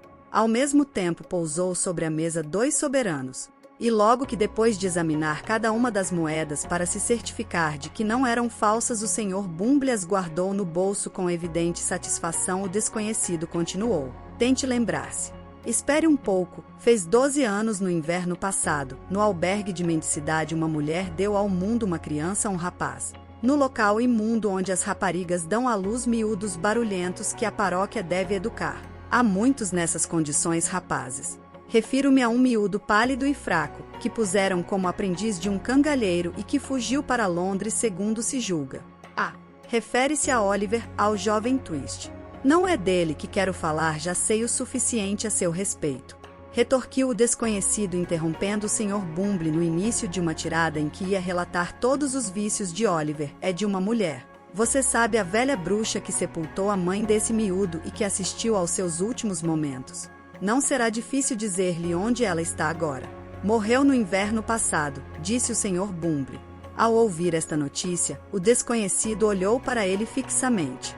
Pareceu meditar durante algum tempo sobre se deveria ficar contente ou triste com o que soubera. O senhor Bumble, que era bastante manhoso, viu imediatamente que se tratava de um segredo que a sua cara metade, isto é, a sua esposa, conhecia e que se lhe oferecia uma boa ocasião para ganhar algum dinheiro revelando-o. Lembrava-se muito bem da noite em que a velha Sally morrera e tinha um bom motivo para se lembrar, pois fora nessa noite que declarara sua paixão à senhora Corney. Embora a mulher nunca lhe tivesse confiado o segredo do qual apenas ela tinha conhecimento, ele sabia o suficiente para adivinhar que se tratava de qualquer coisa passada entre a mãe de Oliver e a velha. Informou de imediato o desconhecido com um ar de mistério que uma mulher tivera uma conversa com a velha 1/4 de hora antes de ela morrer, e que ela poderia quase que o garantia satisfazer toda a sua curiosidade em relação àquele assunto. E como a posso encontrar? Perguntou este, que se traiu ao deixar transparecer claramente as suas esperanças renascidas. Apenas por meu intermédio, respondeu Bumble. E quando? Disse o desconhecido. Amanhã. Às 9 horas da noite, retorquiu o outro tirando do bolso um pedaço de papel no qual escreveu a morada misteriosa de uma casa à borda do rio. Leve-ma lá. Levantou-se e dirigiu-se para a porta depois de parar junto ao balcão para pagar as suas despesas. Olhando para a morada, o funcionário paroquial notou que o nome do desconhecido não estava mencionado. Correu atrás dele para lhe perguntar. Muito bem. O que me quer? Exclamou o desconhecido, que se voltou bruscamente quando Bumble lhe tocou no braço. É só para lhe fazer uma pergunta, respondeu o outro apontando com um dedo para o pequeno pedaço de papel. Por que nome devo perguntar? Monks, retorquiu o desconhecido afastando-se rapidamente. Capítulo 37. Fazia um calor abafante e o céu estava coberto de nuvens das quais já se escapavam algumas grossas gotas de chuva, quando o senhor e a senhora Bumble dirigiram os seus passos para a casa à borda de água distante cerca de meia légua da cidade. Tinham-se ambos coberto com capas velhas. Caminharam assim em silêncio. De tempos a tempos o senhor Bumble abrandava o passo e voltava a cabeça para ver se a sua companheira o seguia e, apercebendo-se de que ela estava mesmo atrás de si, redobrava então de velocidade para atingir o mais rapidamente possível o local de encontro. Era um amontoado confuso de cabanas miseráveis, estando grande parte delas situadas apenas a alguns passos da borda de água. Alguns barcos esburacados enterrados no lodo e presos à muralha do cais e umas cordas espalhadas pela margem pareciam indicar de início que os habitantes daquelas pobres casas tinham qualquer ocupação no rio. Mas uma simples passagem de olhos era suficiente para se perceber que estes objetos inúteis e fora de condições de utilização estavam ali mais para salvar as aparências, do que com qualquer outra finalidade. Mesmo no centro desta amálgama de cabanas e junto ao rio elevava-se um grande edifício que outrora servirá de fábrica e na qual nesse tempo deveriam trabalhar os habitantes das casas vizinhas, mas havia muito tempo que se encontrava em ruínas. Os ratos, os vermes e a umidade tinham minado e apodrecido as estacas que o sustinham, e uma grande parte afundara-se na água, enquanto a outra, sobrecarregada com todo o peso, parecia espreitar uma ocasião propícia para fazer outro tanto. Foi diante deste edifício que o digno casal se deteve no momento em que os primeiros trovões se fizeram ouvir ao longe e a chuva começou a cair com mais intensidade. Deve ser algures por aqui, disse o senhor Bumble consultando um pequeno pedaço de papel que segurava na mão. Olá! Exclamou uma voz por cima deles. Bumble ergueu a cabeça e viu no segundo andar o busto de um homem debruçado numa janela. Esperem um momento! Exclamou de novo a voz. Chego aí num instante. Após estas palavras o homem desapareceu e a janela fechou-se. É ele? Perguntou a mulher. O senhor Bumble fez um sinal afirmativo com a cabeça. Então lembra-te do que te disse, observou a matrona, e não te esqueças de falar o menos possível. O senhor Bumble, que tinha observado a casa com um sentimento de apreensão, ia exprimir a sua dúvida sobre a necessidade de se aventurarem mais quando foi impedido pela presença de Monks, que abriu uma pequena porta perto do local onde eles se encontravam e lhes fez sinal para entrarem. Então, exclamou num tom impaciente, batendo com o pé no chão. Não me façam esperar uma hora. A mulher, que de início hesitara, entrou imediatamente e o senhor Bumble, receoso de ficar para trás, seguiu a sua cara metade com um passo incerto que indicava que não se sentia à vontade e perderá aquela segurança e dignidade que o caracterizavam em todas as outras circunstâncias. Que diabo ficou você a fazer à chuva? Perguntou Monks dirigindo-se a Bumble depois de fechar a porta nos ferrolhos. Estávamos-nos a refrescar, balbuciou este olhando em volta com um ar inquieto.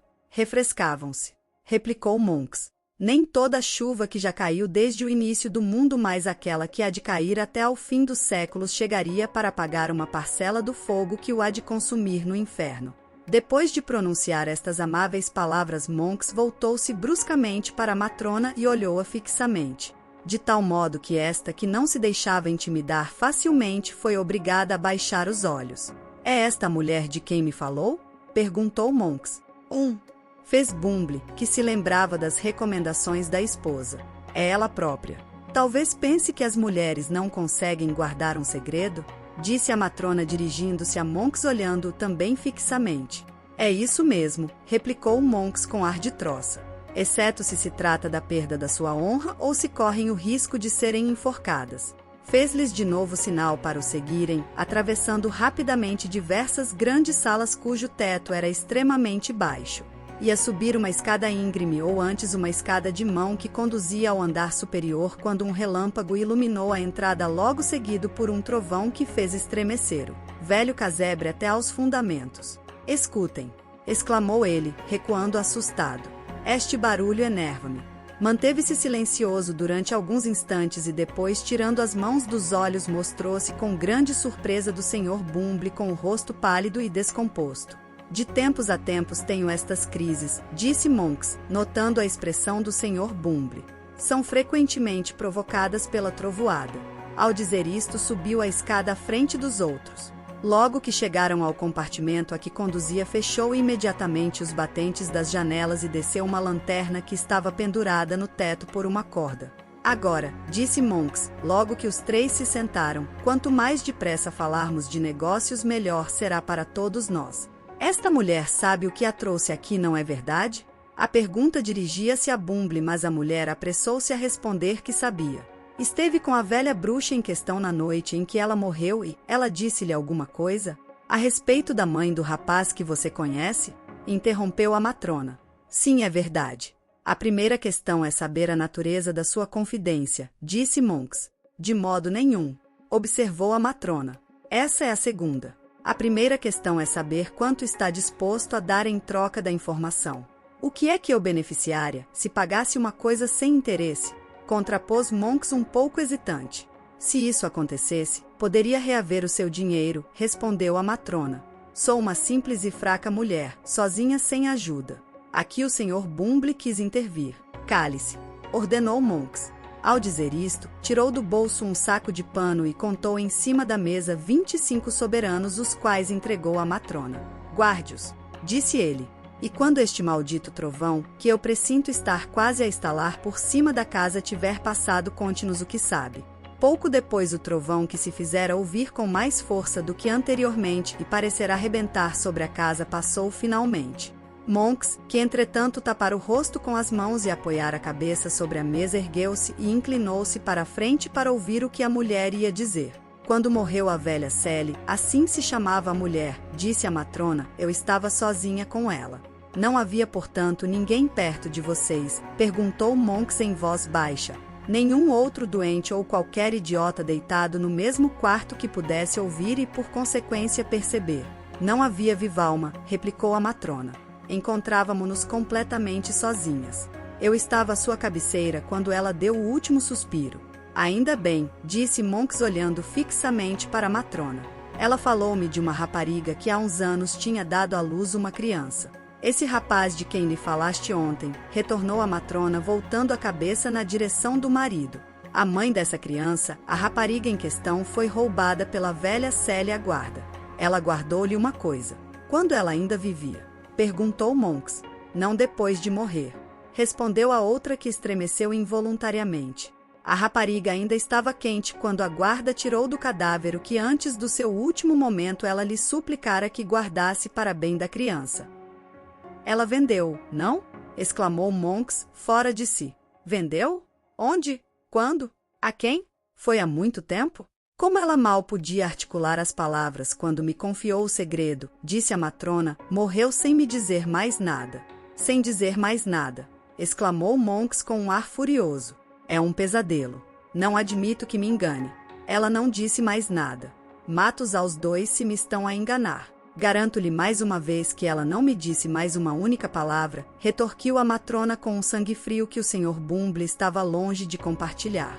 "Depois de ela morrer, quando me libertei da mão com que ela se agarrara ao meu vestido, vi que nessa mão havia um bocado de papel amachucado." "O que continha?"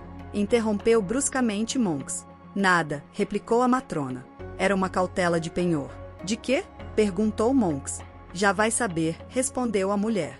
"Tudo leva a pensar que ela guardou o objeto durante algum tempo na esperança, sem dúvida, de conseguir um maior lucro e depois o empenhou, tendo cuidado de, com o dinheiro recebido, pagar os juros todos os anos a fim de o poder levantar em caso de necessidade. Ela estava, portanto, morta, como lhe acabei de dizer, e segurava com força na mão o bocado de papel sujo e rasgado." Como só faltavam 3 dias para o ano acabar, pensei que eu própria poderia ganhar alguma coisa e desempenhei o objeto. Onde está ele agora? Perguntou Monks com impaciência. Eilo, replicou a matrona. E como se sentisse feliz por se desembaraçar do objeto, atirou para cima da mesa um pequeno saco de pele apenas suficientemente grande para conter um relógio de mulher. Monks, com as mãos trêmulas, abriu e tirou do interior um pequeno medalhão em ouro contendo 2 madeixas de cabelo e uma aliança de casamento. Na parte de dentro do anel está gravada a palavra Agnes, disse a matrona. Não tem o nome de família, mas tem uma data, que é, segundo creio, 1 ano antes da altura do nascimento da criança. É tudo? Perguntou Monks depois de examinar atentamente os objetos. É tudo, respondeu a mulher. É tudo que sei desta história. E não desejo saber mais nada, porque talvez não seja prudente, mas posso fazer-lhe 2 perguntas? Com certeza, retorquiu Monks um tanto surpreendido. Mas se lhe respondo ou não já é outra questão. O que faz 3 questões, observou Bumble querendo mostrar-se gracioso. Já tem tudo o que queria de mim?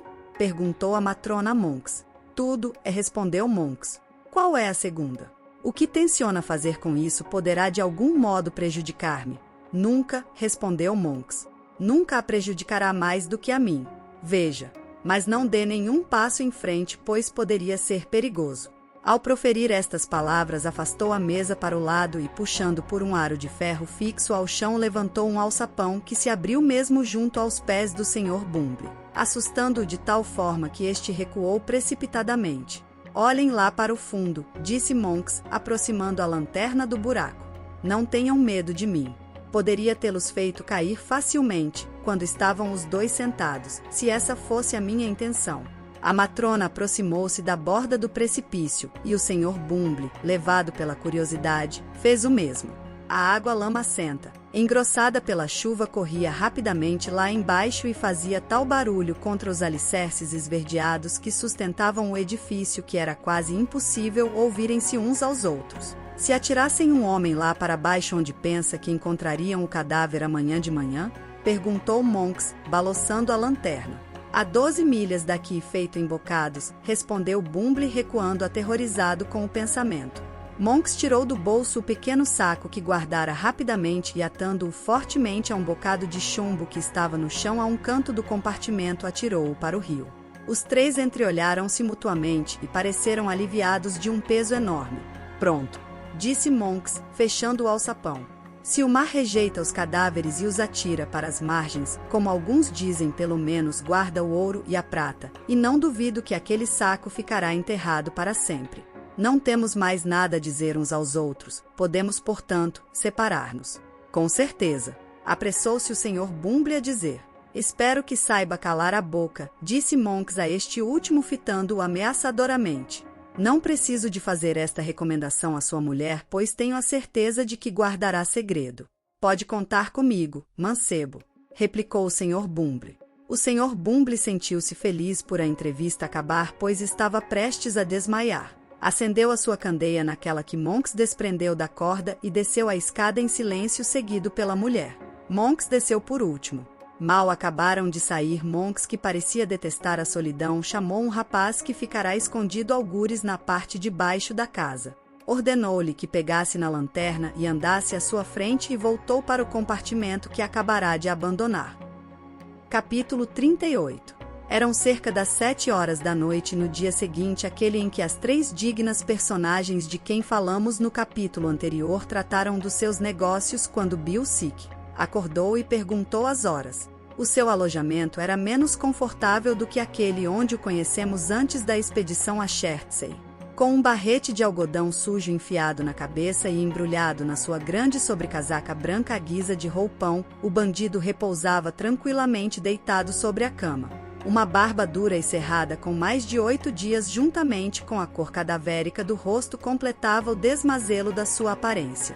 O cão, que estava deitado à cabeceira da cama contemplando o dono com um olhar pensativo, espevitava as orelhas ou rosnava em surdina de cada vez que um ruído lhe chamava a atenção. Junto da janela, uma rapariga ocupava-se a remendar um velho colete que fazia parte da indumentária do ladrão. Estava tão pálida e extenuada pelas vigílias e privações que, se não fosse a sua voz quando respondeu à pergunta de Sikes, dificilmente se reconheceria nela mesma Nancy, que já figurou nesta história. Acabam de bater às 7 horas, disse a rapariga. Como te sentes esta noite? Tão fraco como uma criança, replicou Sikes com uma praga. Dá-me a mão e ajuda-me a sair desta maldita cama. A doença de Sikes não lhe tinha melhorado o caráter, pois na altura em que Nancy, depois de o ajudar a levantar-se, o conduzia para uma cadeira, ele grunhiu diversas imprecações contra sua falta de jeito e bateu-lhe. Não vais começar a choramingar, pois não? Disse ele. Afasta-te daí se queres fungar. Se não tens nada melhor para fazer, desaparece. Percebes? Por que me tratas assim? Perguntou Nancy, pousando uma mão no ombro de Sikes. Espero que não tenhas a intenção de me maltratar esta noite. E por que não? Exclamou Sikes. Tantas noites, retorquiu a rapariga com uma expressão de ternura que dava à sua voz uma certa doçura. Tantas noites que passei junto de ti a tratar-te como se fosse uma boa filha. E pela primeira vez que te vejo um pouco melhor, tenho a certeza que não me tratarias como fizeste se tivesses pensado nisso, não é? Então Bill fala francamente. Pois bem. Não digo que não, replicou Sikes. Certamente que não o teria feito. Ora, que vá para o diabo a boa filha. Agora choraminga. Não é nada, disse a rapariga, deixando-se cair numa cadeira. Não faças caso de mim, isto já passa. O que é que já passa? Perguntou Sikes furioso. Que tens agora? Levanta-te, estúpida. Passeia pelo quarto e não me aborreças com as tuas parvoíces de mulher. Noutra altura, a repreensão feita em tom perentório teria sem dúvida produzido seu efeito. Mas a rapariga, fatigada pelas noites perdidas, deixou cair a cabeça sobre as costas da cadeira antes que Sikes tivesse tempo de proferir o rosário de imprecações apropriadas para semelhante caso. Não sabendo o que fazer naquela situação, pois as convulsões de Nancy eram de tal ordem que qualquer ajuda seria inútil, Sikes socorreu-se das blasfêmias usuais. E vendo que este gênero de tratamento não resultava, gritou por socorro. Que se passa, meu caro? Disse o judeu, abrindo a porta do quarto. Não pode prestar auxílio a esta rapariga? Perguntou Sikes com impaciência, em vez de estar a conversar e a fazer caretas. Fagin aproximou-se imediatamente de Nancy, com uma exclamação de surpresa, enquanto que Jack Dawkins, também conhecido por o matreiro, que tinha seguido seu venerável amigo, pousou logo no chão. O embrulho que tinha na mão, pegou numa garrafa que mestre Bates trazia, tirou a rolha com os dentes e deitou uma parte do conteúdo pela garganta abaixo da rapariga, depois de primeiro ter provado com receio de algum engano. Dá-lhe ar com o fole, Charlotte, disse Dawkins. E você, Fagin, vale batendo nas mãos enquanto Bill lhe desaperta as roupas. Estes socorros, administrados com destreza e zelo, sobretudo os que estavam a cargo de mestre Bates, que parecia sentir um prazer especial no cumprimento consciencioso do seu dever, não levaram muito tempo a produzir os efeitos esperados. Nancy recuperou gradualmente os sentidos, arrastou-se para uma cadeira colocada junto da cabeceira da cama e escondeu a cara com o travesseiro, deixando a Sikes o cuidado de receber as visitas. A que se deve a vossa presença? Perguntou ele a Fagin. Que mau vento os traz por cá? Não foi um mau vento, meu caro, respondeu o judeu, porque um mau vento nunca traz nada de bom, e eu trago-lhe algumas coisas que lhe encantarão a vista. Matreiro, meu amigo, desfaz esse embrulho e dá a Bill essas guludices com as quais gastamos todo o nosso dinheiro. A pedido de Fagin, o matreiro desfez o embrulho, que era bastante volumoso, e passou os objetos que ele continha um a um a Charlotte Bates, que os elogiava ao mesmo tempo que os pousava sobre a mesa. Chá, açúcar, manteiga, queijo. Ah! Exclamou o judeu, esfregando as mãos de contentamento. Isto vai ajudá-lo a restabelecer-se, Bill. Tudo isso é muito bom, disse este, mas vocês deixarão-me sozinho durante muito tempo, patifes. E preciso de dinheiro ainda esta noite. Não trago uma única moeda comigo, retorquiu o judeu. Você tem muito dinheiro em casa, replicou Sikes. E é desse que eu quero. Muito dinheiro em casa, exclamou o judeu, levantando os braços para o céu. O pouco que tenho não chegaria. Não sei quanto tem, e creio bem que nem você próprio sabe, tanto mais que gastaria muito tempo a contá-lo, disse Sikes. Só sei que preciso dele esta noite. E isto é definitivo. Está bem, condescendeu o judeu com um suspiro. Vou mandar-lhe pelo matreiro. Nem pense nisso, retornou Sikes. O imatreiro é demasiado matreiro e talvez se esquecesse de vir. Podia perder-se no caminho ou qualquer outra coisa no gênero. Nancy vai consigo buscá-lo. É mais seguro. Entretanto, eu vou me deitar um bocado e dormir. Após muita discussão de ambas as partes, o judeu reduziu as 5 libras exigidas por Sikes a 3 libras 4 xelins e 6 pences, afirmando que ficaria apenas com 1 xelim e 6 pences em casa. A isto Sikes replicou num tom aborrecido que, se não podia arranjar mais, teria de se contentar com aquele dinheiro. Depois Nancy preparou-se para partir com o judeu, enquanto que o matreiro e mestre Bates guardavam os víveres no armário. Então o judeu despediu-se do amigo e voltou para casa acompanhado de Nancy e dos seus pupilos. E Sikes, tendo ficado sozinho, lançou-se sobre a cama na disposição de dormir até ao regresso da rapariga. Chegaram rapidamente à casa do judeu, onde encontraram Toby, Crack e Chitlin a iniciarem a sua 15ª partida de cartas. Veio alguém, Toby? Perguntou o judeu. Ninguém, respondeu Crack. O judeu fez notar aos seus amigos que já era mais do que tempo de irem trabalhar, pois eram 10 horas e ainda não tinham feito nada, e eles partiram, cada um para o seu bairro. Agora, disse o judeu quando todos saíram do compartimento, vou buscar o dinheiro, Nancy. Esta é a chave do armário onde guardo todas as coisas que estes rapazes me trazem. Nunca guardo meu dinheiro à chave, minha querida. Nunca tive o suficiente para isso. Estou a falar a sério, minha querida, nunca o tive. Este nosso negócio é muito fraco, Nancy. Não se consegue poupar nada. Se não gostasse tanto dos rapazes, já tinha desistido há muito tempo. Mas ajudo-os, minha filha, sustento-os. Estão todos a meu cargo, Nancy. Chill, disse ele, escondendo rapidamente a chave nas roupas. Quem vem lá? Escuta. A rapariga, que estava sentada com os braços cruzados e os cotovelos apoiados sobre a mesa, pareceu pouco interessada em saber quem era o visitante. Mas ao ouvir uma voz de homem, tirou o chapéu e o chale e pousou-os em cima da mesa, queixando-se do calor com uma voz lânguida, que contrastava singularmente com a rapidez dos seus movimentos. O judeu, no entanto, não se apercebeu disto porque se tinha voltado nesse mesmo instante. Disse ele, como se o contrariasse a visita do importunador. É o homem que eu esperava. Ele vem aqui, Nancy. Não é conveniente falar do dinheiro à frente dele, percebes? Ele não vai demorar muito tempo, o máximo 10 minutos. O judeu pegou na candeia e foi abrir a porta ao visitante. É uma das minhas amiguinhas, disse o judeu, vendo Monks. Pois era ele, recuar ao notar a presença da rapariga. Podes ficar, Nancy. Esta aproximou-se da mesa, olhou para Monks descuidadamente e baixou imediatamente os olhos. Mas quando ele se voltou para o judeu para lhe falar, ela lançou-lhe um outro olhar tão diferente do primeiro, tão vivo e penetrante, que, se estivesse lá alguém para notar diferença, dificilmente pensaria que se dirigiam ambos à mesma pessoa. Vem dar-me alguma novidade? Perguntou o judeu. Sim, e uma sensacional, respondeu Monks. E, boa com certeza? Perguntou o judeu hesitante, como se temesse desagradar ao outro ao mostrar um excesso de curiosidade. Não é má, replicou Monks com um sorriso. Queria dar-lhe 2 palavrinhas em particular.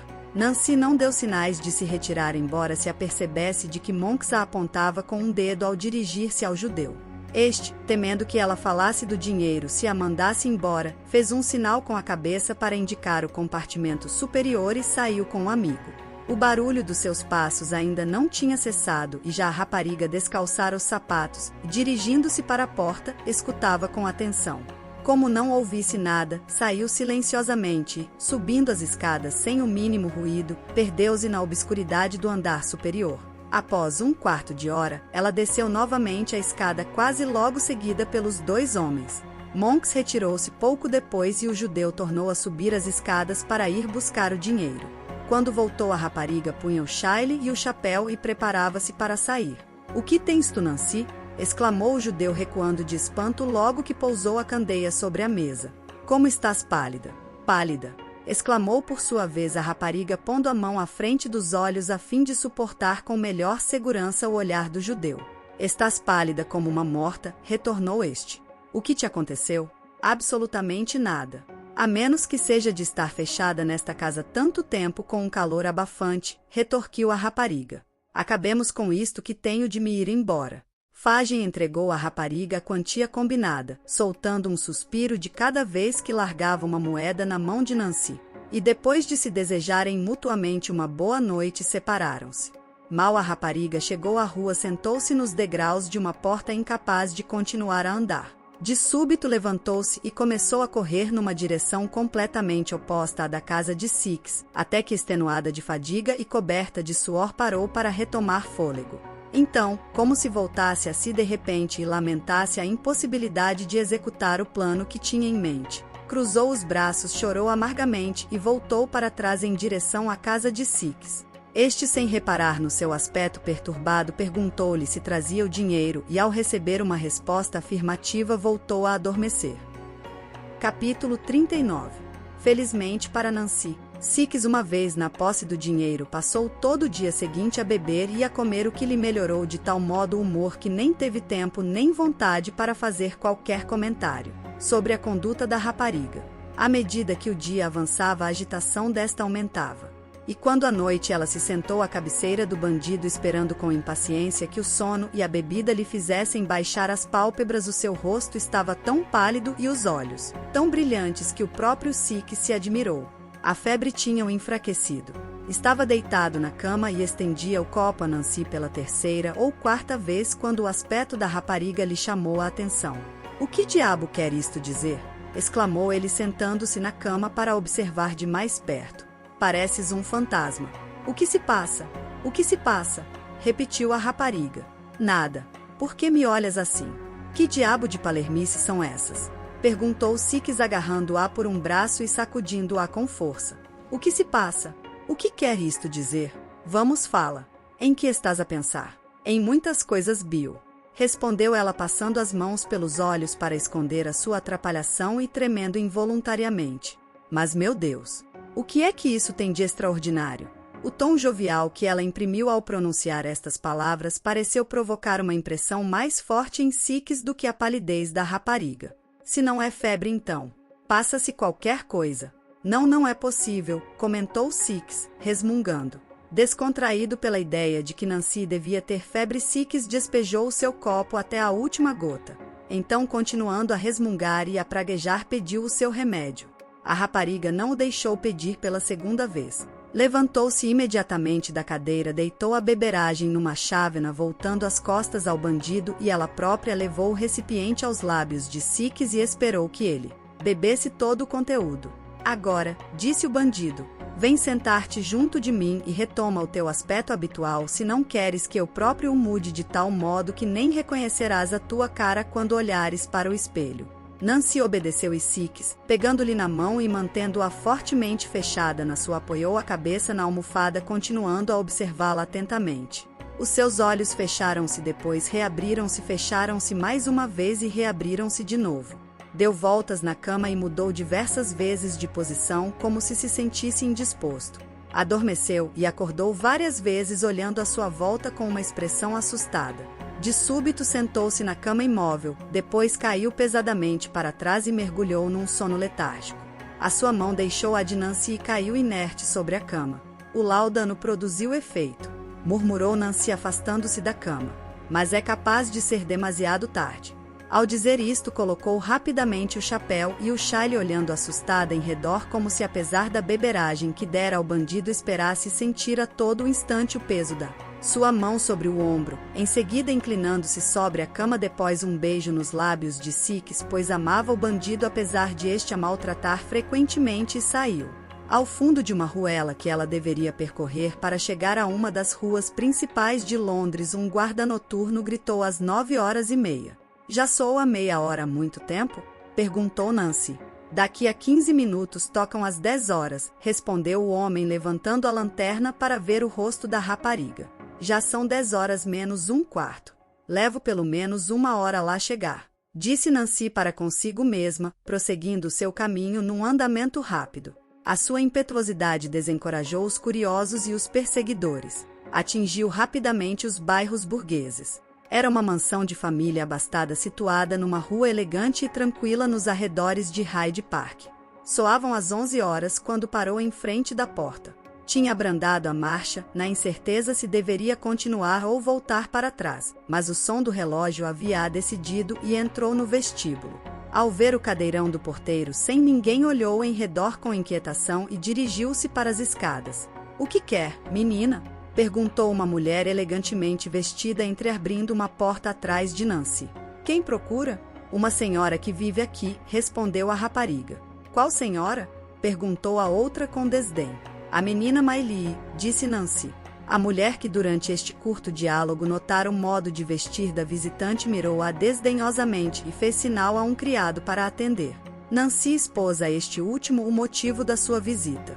"Vem da parte de quem?" perguntou o criado. "Que nome devo anunciar?" "Não é preciso saber o nome", replicou Nancy. "E qual é o assunto?" perguntou o homem. "Também não interessa", respondeu a rapariga. "Preciso de ver esta senhora." "Basta", retorquiu o homem empurrando-a para a porta. "Chega de histórias. Saia daqui para fora." "Para eu sair é preciso que você me ponha lá fora", disse Nancy, "e juro-lhe que não será fácil mesmo para vocês os dois. Não há aqui ninguém", continuou ela olhando em redor, "que queira encarregar-se de transmitir um recado da parte de uma pobre rapariga como eu." Nancy teve de vencer bastantes dificuldades para chegar até Rose, e os criados da grande mansão temiam desonrar-se ao cumprirem a missão.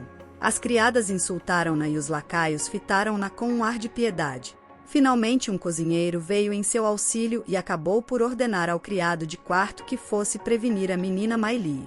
Este criado foi então transmitir o recado de que uma rapariga desejava insistentemente falar em particular à menina Miley.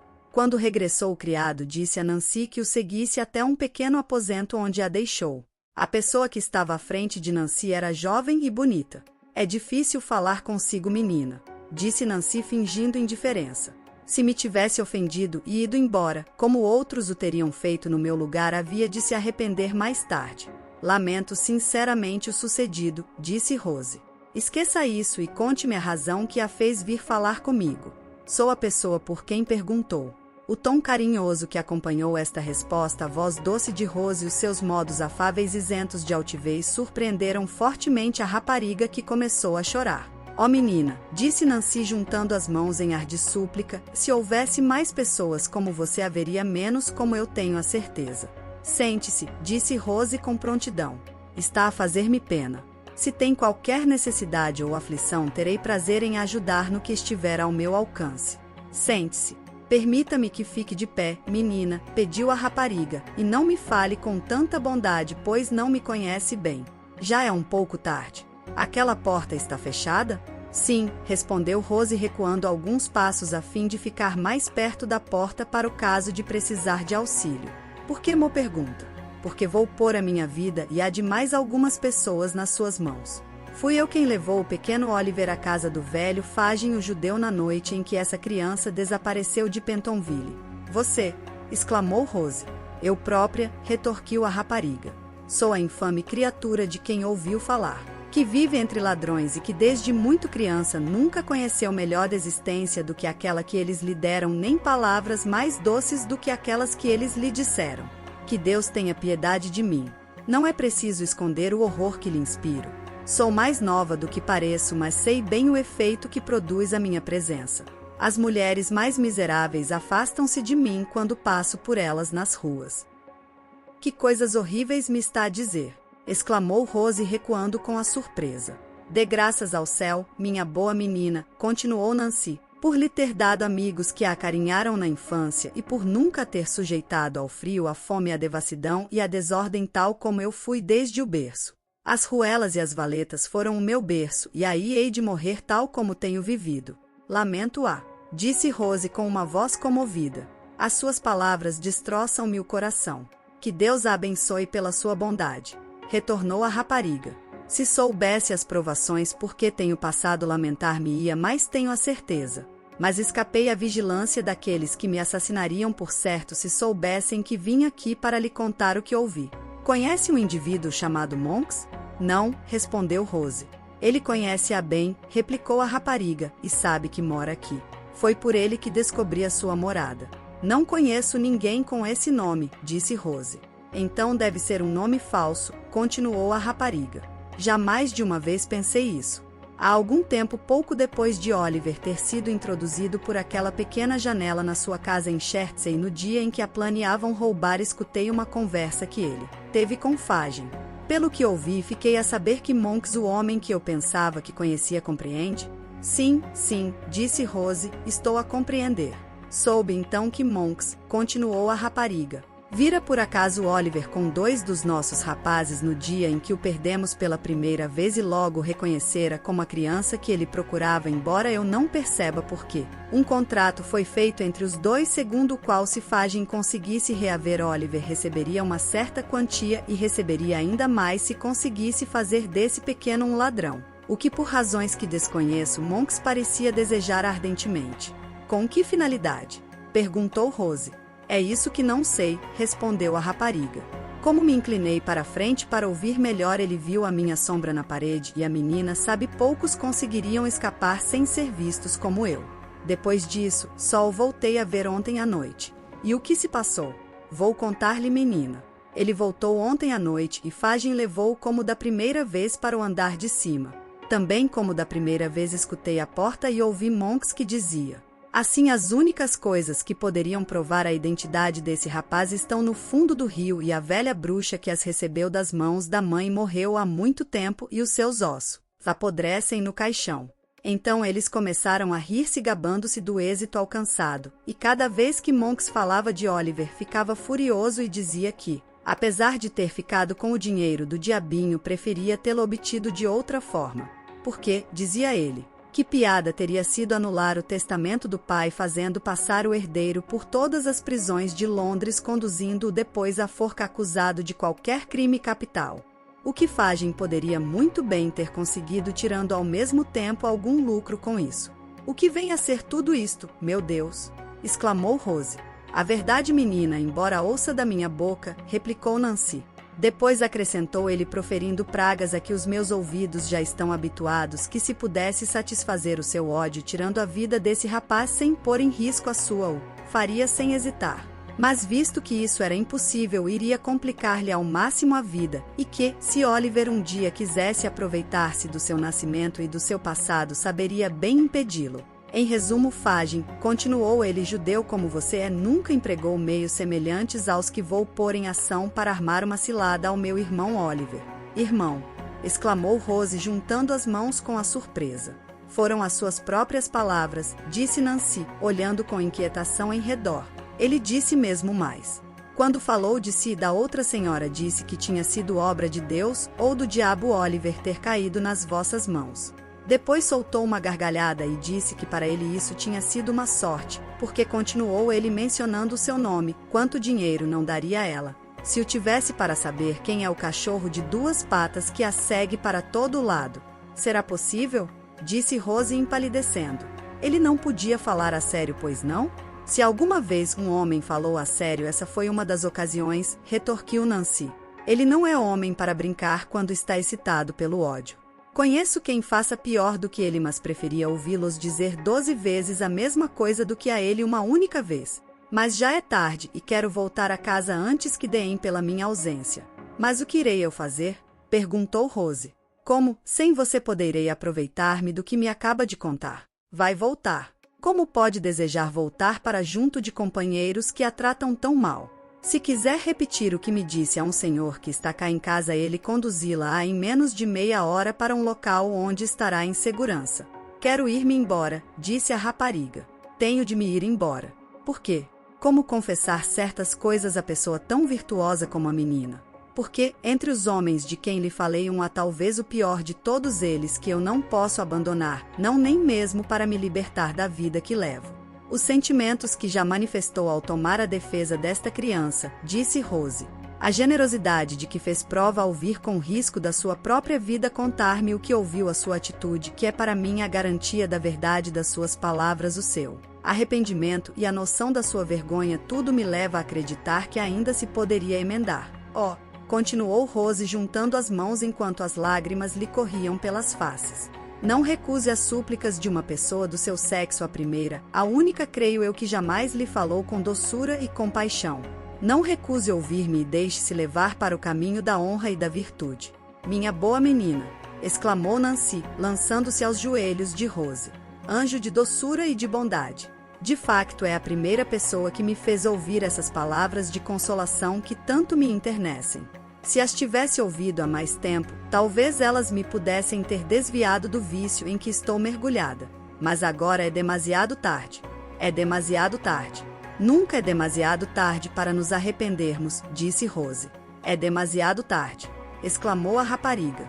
E depois, não o posso abandonar. Não quero ser a causadora da sua morte. Como poderia ser a causadora da sua morte? Perguntou Rose. Nada o poderia salvar se eu dissesse a outras pessoas o que lhe acabo de contar e os apanhassem a todos. Ele não escaparia. É o mais destemido de todos. E cometeu ações tão atrozes. Será possível? Disse Rose. Mas esse homem que a tornou naquilo que hoje é não é digno do seu afeto. Abandonando-o ainda teria alguma esperança para o seu futuro. Não o posso fazer, menina. Quaisquer que sejam as suas faltas, não o abandonaria mesmo ao pé da forca. Tenho que me ir embora. Que poderei fazer? Disse Rose. Não deveria deixá-la partir assim. Não me retenha, retorquiu a rapariga, porque confiei na sua bondade e nada exigi de si como poderia ter feito. Então, para que me servirá a revelação que me fez? Perguntou Rose. No interesse de Oliver, este mistério deve ser esclarecido. Parece-me que deveria contar isto sob o maior segredo a um senhor seu amigo que lhe dirá o que deve fazer, aconselhou Nancy. Mas onde a poderei encontrar quando tal for necessário? Perguntou Rose. Não procuro saber onde mora essa gente horrorosa, mas precisarei de voltar a vê-la. Prometa-me guardar segredo e vir sozinha ou pelo menos acompanhada pela pessoa a quem confiará o que lhe contei. Pediu a rapariga. Poderei contar que não serei espiada nem seguida? Juro-lhe, respondeu Rose. Todos os domingos das 11 horas à meia-noite passearei sobre a ponte de Londres, se ainda for viva. Mais uma palavra, disse Rose quando Nancy se preparava para se retirar. Reflita mais uma vez no horror da sua situação e na oportunidade que se lhe apresenta para se libertar. É merecedora de todo o meu interesse por si, não apenas por ter vindo aqui voluntariamente, mas também porque é uma mulher quase irremediavelmente perdida. Vai voltar para junto de um bando de ladrões e para esse desgraçado que a maltrata tão cruelmente quando uma só palavra bastaria para salvar? Talvez esteja errada, menina, mas parece-me que faço o que devo. Aceitará algum dinheiro que lhe permita viver pelo menos até que nos voltemos a ver? Perguntou Rose após um momento de silêncio. Nem penny, respondeu a rapariga. Não recuse a oferta que lhe faço de ajudar, disse Rose com bondade. Desejo ser-lhe prestável, asseguro-lhe. Far-me-ia um grande favor, retorquiu Nancy num tom de desespero, ou se me pudesse arrancar a vida de um só golpe. Nunca, tanto como esta noite, senti o horror da minha condição e sentir-me-ia feliz não morrendo no inferno em que tenho vivido. Que Deus a abençoe, boa menina, e que lhe traga tanta felicidade como de vergonha me tem dado. Depois de proferir estas palavras entrecortadas pelos soluços, a infeliz rapariga retirou-se. Capítulo 40. A situação de Rose era bastante difícil. Ao mesmo tempo que desejava ardentemente desvendar o mistério que envolvia o nascimento de Oliver, via-se obrigada em consciência a guardar o segredo que lhe fora confiado pela infeliz rapariga com quem acabava de ter uma tão penosa entrevista. Só ficaria em Londres durante mais 3 dias, antes de partir com a senhora Maylie e o seu pequeno protegido para um local junto ao mar bastante afastado da cidade. Estava a chegar ao fim do primeiro dia, a meia-noite soara no momento em que Nancy saíra da sala. Que plano poderia imaginar que pudesse ser posto em execução em 24 horas? Que meios deveria empregar para retardar a partida sem levantar suspeitas? O Sr. Losberne encontrava-se com Rose e a sua tia e ficaria com elas durante a sua estadia em Londres. Mas Rose conhecia bem o caráter impetuoso do doutor e antevia claramente a cólera que num primeiro momento de indignação faria rebentar contra a rapariga. Era esta também uma das razões por que temia abrir-se com a senhora Maylie, que certamente falaria com o doutor. Por momentos pensou em escrever a Henry, mas lembrou-se do seu último encontro. Na manhã do dia seguinte estava ela nesta incerteza quando Oliver, que vinha de dar um passeio pela cidade, escoltado por Giles, que fazia de guarda-costas, entrou ofegante no quarto. — O que se passa? Por que vens tão agitado? Perguntou Rose. — Responde-me, Oliver. — Quase não posso falar, retorquiu o pequeno. pareço que rebento. Que felicidade a minha ter voltado a vê-lo e mostrar-lhe que tudo o que disse era verdade. Nunca desconfiei que o não fosses meu amigo, disse Rose. Mas por que dizes isso? De quem estás a falar? Vi o bom senhor que tão bondoso foi para mim, respondeu Oliver articulando dificilmente as palavras. Sabe, o senhor Brownlow de quem tantas vezes lhe falei. Onde? Perguntou Rose. Ia descer de uma carruagem e depois entrou numa casa, respondeu Oliver chorando de alegria. Não lhe falei, não lhe consegui falar porque ele não me viu e eu tremia tanto que não fui capaz de correr atrás dele.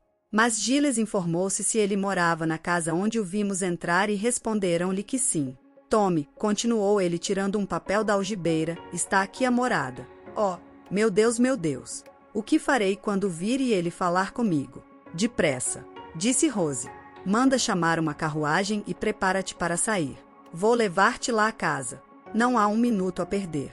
É só o suficiente para avisar a minha tia que vamos sair durante 1 hora.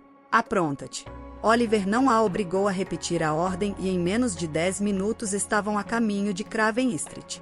Logo que chegaram, Rose desceu da carruagem a fim de preparar o idoso senhor para receber Oliver.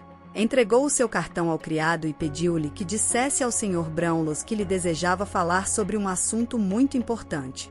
O criado reapareceu rapidamente com a indicação de fazer subir a jovem. Conduziu-a até uma pequena sala no primeiro andar onde foi apresentada a um cavalheiro de certa idade com um ar afável e vestido com um casaco verde-garrafa. Perto dele encontrava-se um outro senhor com calças curtas e polainas com um aspecto nada afável, as mãos cruzadas apoiadas sobre o castão da bengala e o queixo por cima. Mil perdões, menina, disse o cavalheiro de casaco verde levantando-se precipitadamente e cumprimentando-a com cortesia. Pensei que fosse alguém inconveniente que... Peço-lhe que me desculpe. Queira sentar-se. É com o Sr. Brownlow que tenho a honra de falar? Perguntou Rose dirigindo-se a este último. Assim é, respondeu o cavalheiro idoso, e este é o meu amigo Grinvig. Grinvig quer fazer o favor de nos deixar sozinhos durante alguns minutos? Penso, observou Rose, que no início desta conversa o Sr. Grinvig poderá ficar conosco. Sei que não é estranho ao assunto de que lhe venho falar. O Sr. Brownlow inclinou ligeiramente a cabeça, e o Sr. Grinvig, levantando-se da cadeira, fez uma vênia e sentou-se novamente. Estou certa de que os vou surpreender, disse Rose um pouco embaraçada. Mas o senhor já testemunhou muito interesse e afeição por um dos meus pequenos amigos e tenho a certeza de que não se aborrecerá por ter notícias a seu respeito. De modo nenhum, disse o Sr. Brownlow. Posso saber o seu nome? Oliver Twist, respondeu Rose. Mal ela acabou de pronunciar este nome, o Sr. Grinvig, que se pusera a folhear um grande livro que estava em cima da mesa, fechou bruscamente e, recostando-se na cadeira, deixou-a perceber no seu rosto uma grande surpresa ao mesmo tempo que emitia um assobio prolongado. O espanto do Sr. Brownlow não foi menor, embora não o deixasse transparecer de um modo tão excêntrico. Aproximou a sua cadeira da de Rose e disse: Faça-me o favor, minha querida menina, de passar por cima dessa amizade e bondade que mencionou, e se está na sua mão alterar a opinião desfavorável que fui obrigado a conceber sobre essa criança, em nome do céu, faça-o imediatamente. É um pequeno velhaco. Comeria a minha cabeça se ele não é um pequeno velhaco, disse o Sr. Grinvig sem mexer qualquer músculo da cara, tal como um ventríloco. Essa criança tem um coração nobre e generoso, retorquiu Rose corando, e o Ser Supremo que julgou necessário fazê-lo passar por tantas provações superiores às suas forças. Deu-lhe qualidades e sentimentos que fariam honra a muitas pessoas com o sextuplo da sua idade. Eu só tenho 61 anos, replicou Grinvig impassível. E como a menos que o diabo me engane, esse Oliver de que fala deve ter 12 anos ou mesmo mais. Não vejo a quem se possa aplicar essa observação. Não ligue ao meu amigo, menina, disse o Sr. Brownlow, que dava sinais de se começar a impacientar. Comeria a minha cabeça, se não é verdade, resmungou o Sr. Grinvig. Merecia mais que lhe a partissem, replicou o Sr. Brownlow. Gostaria de ver alguém experimentar, retorquiu Grinvig, batendo com a bengala no chão. Depois de se terem assim excitado, os dois amigos tomaram um pouco de rapé e apertaram as mãos, como o faziam invariavelmente. Rose contou em poucas palavras o que acontecerá a Oliver após o dia em que deixará a casa do Sr. Brownlow, reservando para o momento em que estaria sozinha com este último a revelação de Nancy. Acrescentou que o único desgosto da criança, durante vários meses, fora o de não poder reencontrar o seu benfeitor. Deus seja louvado! Exclamou o velho senhor. Que grande felicidade a minha! Mas não me disse onde ele se encontra agora, menina Maylie. Desculpe esta minha observação, mas por que não o trouxe? Está à minha espera na carruagem em frente da sua porta, respondeu Rose. Aqui à minha porta, exclamou o velho senhor. E, sem dizer mais nada, lançou-se para fora da sala, desceu as escadas a 4 saltou para o estribo e entrou na carruagem. Mal a porta da sala se fechou, o Sr. Grinvig ergueu a cabeça, fez rodopiar a cadeira sobre um dos pés, depois levantou-se e, cocheando, atravessou a sala e beijou Rose sem mais cerimônias. Chill, disse ele, vendo que esta se levantava precipitadamente, surpreendida pela sua audácia. Não tenha medo. Tenho idade suficiente para ser seu avô. Você é uma gentil menina. Gosto de si. Aí vem eles. Com efeito, o Sr. Brownlow entrou acompanhado por Oliver, a quem Grinvig recebeu amavelmente. E se esta felicidade momentânea fosse a única recompensa de Rose pelos seus cuidados e preocupações pelo seu pequeno protegido, ela sentir-se-ia já bem paga. A propósito, há alguém que não deve ser esquecido, disse o Sr. Brownlow, puxando o cordão da campainha. Diga à Sra. Bedwin para vir aqui, se faz favor. A velha governanta apareceu logo a seguir e, após fazer uma reverência, esperou à porta que o Sr. Brownlow lhe desse as suas ordens. Parece-me que a sua vista piora de dia para dia, Bedwin, disse o Sr. Brownlow. Na minha idade, senhor, não é nada de surpreendente, replicou a boa mulher. Os olhos das pessoas não melhoram com a idade. Posso dizer o mesmo, retorquiu o Sr. Brownlow. Mas ponha os seus óculos e veja se adivinha porque a chamei. A Sra. Bedwin começou a mexer nas algibeiras à procura dos óculos, mas a paciência de Oliver não chegava para este novo contratempo. Assim, cedendo ao primeiro impulso do seu coração, lançou-se nos braços da boa mulher. Deus me perdoe, exclamou esta, abraçando-o. É o meu querido menino. Minha boa Sra. Bedwin, exclamou Oliver. Sabia que ele voltaria.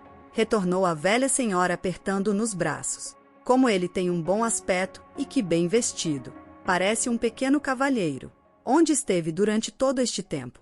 Ah, a mesma bonita carinha, mas menos pálida. Os mesmos olhos doces, mas menos tristes. Nunca os esqueci, nem o seu amável sorriso. Deixando a Sra. Bedwin e Oliver a conversarem, o Sr. Brownlow fez Rose passar para uma sala vizinha e esta contou-lhe toda a longa entrevista que tivera com Nancy, o que muito surpreendeu e inquietou. Quando ela lhe explicou os motivos que a tinham impedido de falar inicialmente com o Sr. Losberne, ele aprovou a sua prudência e resolveu desde logo ter uma conversa sobre o assunto com o doutor. Ficou decidido que ele iria ao hotel nessa mesma noite às 8 horas e que até lá a Sra. Maylie deveria ser cautelosamente informada de tudo o que se passará. A menina Maylie não exagerara a cólera do doutor. Mal teve conhecimento da revelação de Nancy, expandiu-se em pragas contra ela e ameaçou entregá-la aos senhores Blathers e Duff. Já pegara no chapéu e preparava-se para ir procurar os dois cavalheiros, sem refletir nas consequências deste gesto impensado, quando o Sr. Brownlow o impediu de sair e empregou todos os argumentos possíveis para o fazer ouvir a razão. Que diabo então vamos fazer? Vamos agradecer a esse bando de vagabundos machos e fêmeas e suplicar-lhes que aceitem, cada um 100 libras esterlinas como prova da nossa estima e em sinal da nossa gratidão? Não é bem essa a minha opinião, retorquiu o Sr. Brownlow sorrindo, mas é preciso agir com brandura e prudência. Brandura e prudência, exclamou o doutor. Eu mandava-os a todos. Não digo o contrário, replicou o Sr. Brownlow, e sem dúvida que bem o mereciam. Mas fez compreender ao doutor que a prudência asseguraria o futuro de Oliver e que uma única decisão impensada poderia comprometer tudo, privando-o da herança dos pais e da esperança de reencontrar a família. O doutor acabou por aceitar que os seus impulsos poderiam ser prejudiciais e prometeu que no futuro seria mais calmo. Ficou então combinado que guardariam segredo do assunto e que se encontrariam com Nancy para tentar persuadir a designar Monks ou a indicar os locais que usualmente frequentava, fim de o poderem identificar e obrigá-lo a revelar o mistério do nascimento de Oliver, e tudo isso sem recorrer à polícia. O Sr. Brownlow propôs a ajuda do seu amigo Grinvig, antigo advogado, e o Dr. Losberne pediu que se assegurasse também o auxílio do filho da Sra. Maylie e Henry. Os dois foram aceites e acrescentados ao comitê. Decidiu-se por fim que o Sr. Brownlow acompanharia Rose à ponte de Londres para se encontrar com Nancy, a qual não se deveria comprometer de modo algum.